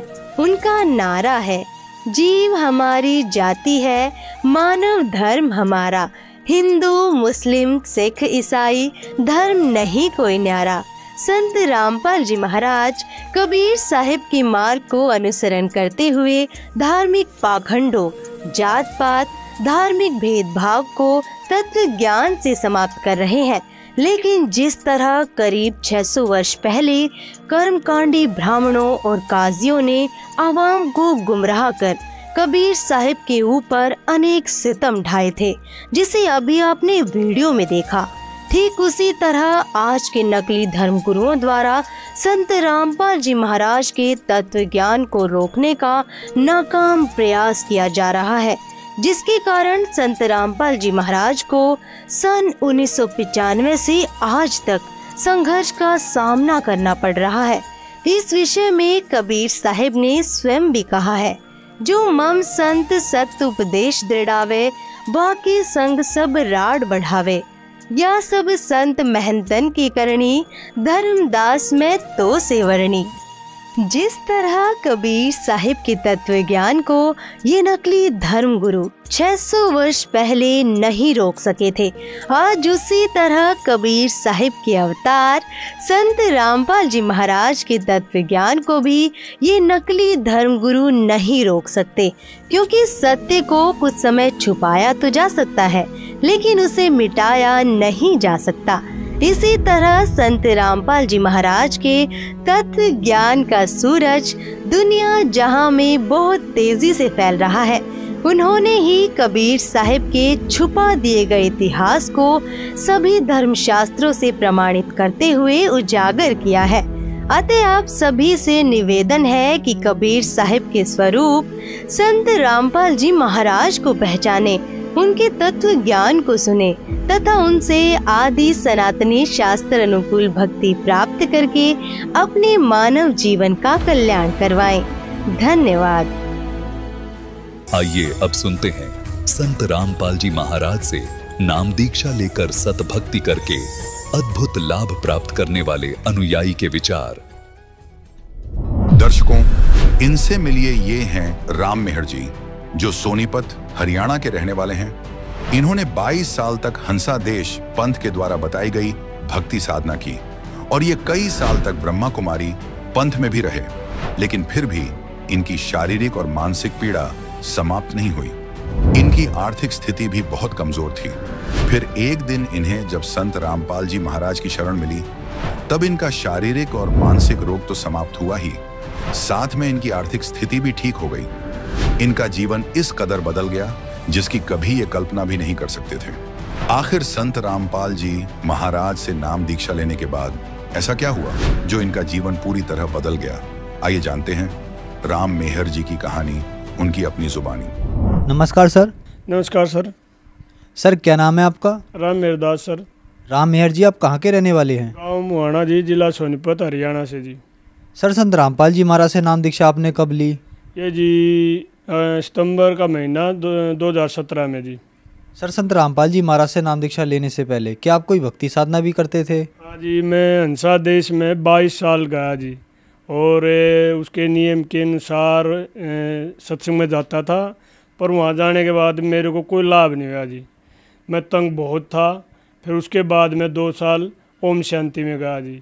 वहाँ भी कुछ थोड़ा जानकारी तो मिली, पर वहाँ भी मेरे को शांति नहीं मिली। शरीरों में रोग लग गए, घर में कलहरा करता, दुख बहुत भरा, और उसके बाद भी हम बहुत दुखी थे। फिर परिवार वाले, मेरी माँ जो है वो भी बहुत ज़्यादा दुखी थी। कहीं शायना के पास जाती, कहीं कोई माता का आज माता का चुराहा धोखना, फलाना धोखना, आज ये है, कहीं दलिया कहीं चावल, बस कोई ऐसा चुराहा नहीं छोड़ा कि जाओ ना चौल रखे हो ना दलिया रखा हो। तो बहुत ज़्यादा तंग थे और शरीरों में सब सारे परिवार में दुख रोग लग गए थे, छोटे बच्चे को भी रोग लग गए थे। सर फिर आप संत रामपाल जी महाराज की शरण में कैसे आए? एक हमारा रिश्तेदार है जी, मेहर सिंह भगत है जवारा से, वो हमें बार बार प्रेरित करता था कि आप एक बार परमात्मा आए हुए हैं और संत रामपाल जी की शरण में आओ और एक बार आओ, उसके ज्ञान में आके उसकी भक्ति करके देखो, आपको लाभ मिले तो रुक जाइयो, नहीं तो आप फिर बेशक पीछे हट जाइयो। तो हम गुरु संत रामपाल जी महाराज से नाम दीक्षा ली। सर हमने सुना है कि जो भी श्रद्धालु संत रामपाल जी महाराज से नाम दीक्षा लेते हैं उनको बहुत सारे लाभ प्राप्त होते हैं, तो क्या आपको भी कुछ लाभ प्राप्त हुए संत रामपाल जी महाराज से नाम दीक्षा लेने के बाद? जी बहुत लाभ हुए हैं जी। पहले तो जो शरीरों में रोग लगे हुए थे हमें घर में, वो सब के ठीक होते आगे जी। प्रथम नाम जो हमने लिया गुरु जी से दीक्षा ली, महीने के अंदर अंदर 1.5 महीने के अंदर अंदर हमको सबको आराम मिलता चलेगा। छोटे बच्चों को नुमनिया था जी, जो कि डॉक्टरों ने घोषित कर दिया था इसकी पूरी ज़िंदगी नुमनिया रहेगा। जैसे मौसम बदलता था, करसा गर्मी बनती थी, सर्दी बनती थी, तो उसको उस तुरंत नुमनिया होता रहता था जी। और चर्म रोग तीनों को लग गया था, मेरी माँ को भी, मेरे को भी और मेरी भगतमती को भी। और उंगली तो पूरा हाथ, दोनों हाथ इसके वहाँ तक मतलब बिल्कुल गड़ गए थे जी। होम्योपैथिक की दवाई सरदार हमारा सोनीपत में ज़िले में बहुत ही अच्छा डॉक्टर मानते हैं उसको, उससे दवाई खान पर दवाई रोहतक तक गए हम जी, कोई इलाज नहीं। थोड़ा इतना आराम जरूर मिलता कि इतना दवाई खाते थोड़ा आराम होता। कोई भी काम करती, पानी या बर्तन मानती, उसी टाइम फिर उसको फिर वही स्थिति हो जाती थी। बहुत ज़्यादा दिक्कत थी जी। परमात्मा की शरण में, सतगुरु रामपाल जी की शरण में आने के बाद हमें वो सब कुछ अपने आप ऑटोमेटिक चलेगा जी। गुरु जी ने जो जाप दिया वो जाप करते हैं और उससे हमें पूरा लाभ मिल गया जी। और जी घर में जो कलेश रहा करता, मैं हुक्का बीड़ी पी लेता था जी, कभी कभार दारू पी लेता था जी, वो अपने आप पीछे हट गया। मेरी माँ हुक्की पिया करती, बहुत ज़्यादा पिया करती, वो भी अपने आप पीछे हट गई। हमें हुक्के नशे से तो बहुत ही मतलब अब गलैन आने लग गई बहुत। जो अगर दूसरा पीता है तो हमें सर में दर्द हो जाता है जी। अब हम नशे के लोग नहीं जी। जैसे मेरी छाती में बहुत ज़्यादा दर्द रहता था, मैं कई बार डॉक्टर से दिखाया, खानपुर भी दिखाया, तो उन्होंने बोल दिया था कि आपको जो गैस एसिड बनता है वो आपको हार्ट पर प्रेशर डालता है, इसलिए आपको छाती में दर्द है और इसको आपने निरंतर दवाई खानी पड़ेगी, आराम मिल जाएगा। कहीं आराम नहीं मिला जी। मैंने खानपुर से भी दवाई ली और देसी दवाई भी खाई, कोई आराम नहीं मिला जी हमें। फिर परमात्मा की शरण में आने पर मेरे को छाती में आराम मिल गया जी, तुरंत आल लगड़, कोई छाती में दर्द नहीं है जी। अजी ये हमारे गांव में, और वो उसके पेट में तकलीफ थी और वो दवाई पहले ही लेता था। एक वैद्य है जी गांव, ये गुहांड लगता है फुरखास गांव में, उसके पास जाता था एक दिन उसने बोला कि आप भी मेरे साथ चलो, बाइक पर चलना है। माँ चलो ठीक है, तो मैं साथ में चला गया वहाँ पे। तो उसने मेरी भी नाड़ी देख ली, बोला आपको पेट में ये गैस बनती है, आपको ये तकलीफ़ है। और तो मेरे को कहते कहते उसने मेरे से दवाई बांध दी अपने आप। मैंने वो घर पे लिया तो उन्होंने बुआसर की दवाई दे दी मेरे को। तो हालांकि मेरे को बुआसर नहीं थी, थोड़ी घनी खुजा वगैरह मिटती थी, इसलिए मैं भी फिर थोड़ा हाल ले आया। मगर चलो ठीक हो जाएगी। उसने बहुत ज़्यादा बड़ाई करी कि आपकी जड़ तो चली जाएगी, ये है। तो मैं लेके आ गया। तो मैंने जैसे ही शुरू करी तो मेरे को बुआसर, असल में बस बुआसर बन गई थी, कभी मेरे को बुआसर नहीं हुई। और मेरे को घाव बन गया गुदा के अंदर और खून आने लग गया। मैं डरता था कहीं अब दर्द होएगा। तो एक दिन मेरे गांव में 3 या 4 दिन की बात हुई थी। मेरे गांव में अभी ये इस महीने में शनिवार का था, पुस्तक सेवा थी। तो सभी भगत आए हुए थे, मैं भी पुस्तक सेवा करी मैंने भी। और पुस्तक सेवा करने के बाद 2 बजे तक पुस्तक सेवा हुई मेरे गाँव में। तो सायंकाल को जो विश्वास हुआ घूमने का, मैं तो घूमने के लिए बैठा तो मेरे को ऐसा महसूस हुआ कि तू फंड कर रहा था और मेरे को न तो दर्द और न खून आया, कुछ नहीं ऐसा हुआ। परमात्मा ने दया कर दी उसी टाइम, पुस्तक सेवा होने के बाद मालिक ने बड़ी दया करी। और जी मेरे को एक माइग्रेन भी था जो आधे सर का दर्द था बहुत ज़्यादा। उसने 17 साल हो गए थे जी मेरे पास। मनसा देश में था, वहाँ जी भी मेरे को सर में दर्द था। ओम शांति में जाता था, वहाँ भी मेरे को सर में दर्द था। यहाँ आने के बाद मेरा सर का दर्द, जो माइग्रेन बोलते थे डॉक्टर, मैं खानपुर PGI में भी गया था इसके लिए, उन्होंने बोल दिया था आपको ये 60 साल तक रहेगा, जब तक आपका ये दिमाग ज़्यादा तेज़ी पकड़ता है ना, तो आपको 60 साल तक ये आधा शीशी रोग भी बोलते हैं, माइग्रेन भी वगैरह कहते हैं, आपको रहेगा, ये गोली लेने की भी जरूरत नहीं है इसको। तो परमात्मा की शरण में आने के पास, संत रामपाल जी गुरु जी के चरणों में आने के बाद ये भी मेरा अपने आप ऑटोमेटिक चलेगा जी। मेरी जो भगतमती है उसको चर्म रोग हुआ था जी, हाथा में, मैं पहले भी बताऊं था। उसको मैंने कई जगह होम्योपैथिक दवाई बहुत पैसे लगाए, तो उसका चर्म रोग कहीं नहीं ठीक हो रहा था। परमात्मा की शरण में आने के बाद उसने भक्ति की और उसका आज बिल्कुल चर्म रोग नहीं है। मेरी माँ के पैर बिल्कुल नीचे से गड़ गए थे, डॉक्टरों ने बोल दिया था इसको शुगर हो गया है और पैर कटने की नौबत आ गई थी, मतलब ऐसे डॉक्टर बोल रहे थे, ऐसे तो इसको कहीं दिखाओ। फिर मैंने कई जगह उसको दवाई सोनपत सरदार जी से भी दवाई, तो उसको आराम नहीं मिल रहा था। परमात्मा की शरण में आने के बाद मेरी माँ भी आज बिल्कुल ठीक है जी, निशान तक भी नहीं छोड़े परमात्मा ने। बच्ची मेरी लड़की है 13 साल की होगी जी वो, और उसको दिमाग की दौरा पड़ने लग गया था जी, और सभी पड़ोस में ये कहने लगे थे कि आपकी लड़की को दिमाग की दौरा पड़ गया, इसको दिखाओ। मैंने सीधा जी रोहतक PGI में ले गया और परमात्मा की शरण में आए हुए थे, उसकी अरदास लगवाई, मालिक दया करियो परमात्मा। संत गुरु रामपाल जी के आदेश आए थे कि परमात्मा दया करेंगे, परमात्मा भजन करो और सब ठीक हो जाएगा। तो मैं उसको PGI में ले गया, वहाँ डॉक्टर ने बोल दिया था इसको पूरी ज़िंदगी दिमाग की दौरा रहेगा। और फिर मैं नामदाम केंद्र है जी रोहतक, वहाँ पे गया और भक्तों के आगे ये समस्या रखी। भक्तों ने फिर परमात्मा के वो पत्र लिखा मालिक के चरणों में, और पत्र से फिर आदेश आया अगले दिन, वहीं पे नामदाम केंद्र पे थे हम। पत्र से आदेश आया परमात्मा का कि परमात्मा दया करेंगे और आप भक्ति करते रहो। परमात्मा की ऐसी दया हुई, 3 दिन में वो बच्ची बिल्कुल ठीक होगी, भक्ति करते रहे और ठीक होगी वो बच्ची। सर, संत रामपाल जी महाराज से नाम दीक्षा लेने के बाद आपको बहुत सारे लाभ प्राप्त हुए, तो जो श्रद्धालु आज आपको देख रहे हैं आप उन्हें क्या कहना चाहेंगे? बस ये मैं यही कहना चाहूँगा कि जो भी भगत समाज है, जो भी परमात्मा को मानते हैं, सच्चे दिल से एक बार परमात्मा सतगुरु रामपाल जी की किताब पुस्तक जो है वो पढ़ें, सत्संग सुने, उसकी वाणी सुने, उनको एक बार देखो क्या कह रहे हैं वो समझो। कि जो कहते हैं मन, ये जो अपने आप जो भक्ति करते हैं, जिन्हें अपने विचार से ये कहीं कहीं ठेका ठा रहे, इतने पंथ चल रहे हैं, इनमें सब मन गणंग बातें हैं।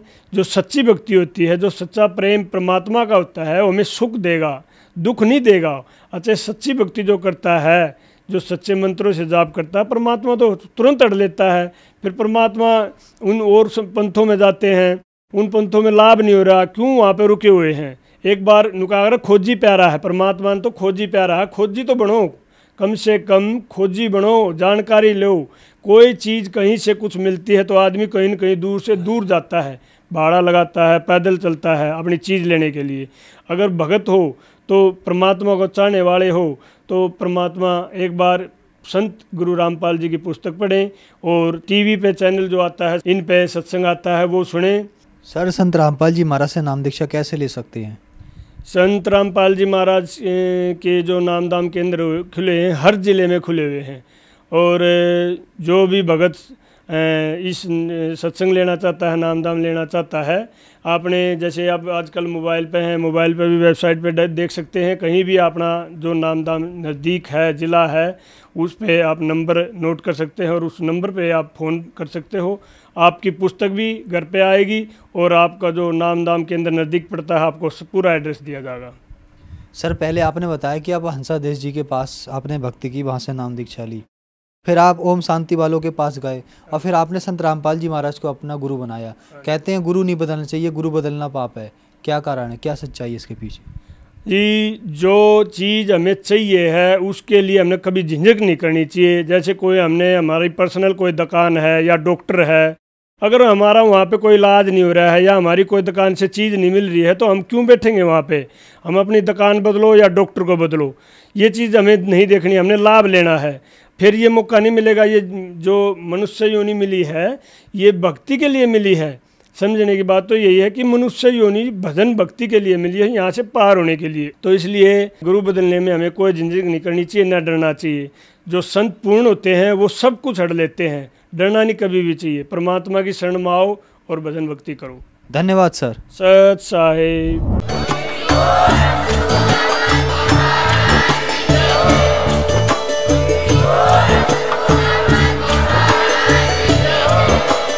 आप सुन रहे थे जगत गुरु तत्वदर्शी संत रामपाल जी महाराज जी के मंगल प्रवचन। अधिक जानकारी के लिए विजिट कीजिए हमारी वेबसाइट www.jagatgururampalji.org। संत रामपाल जी महाराज जी के शुभ आशीर्वाद से पूरे विश्व भर में 500 से भी ज्यादा नाम दीक्षा केंद्र हैं, जिन पर संत रामपाल जी महाराज जी द्वारा ऑनलाइन निशुल्क नाम दीक्षा दी जा रही है। अपने नजदीकी नाम दीक्षा केंद्र का पता करने के लिए संपर्क करें 8222880541।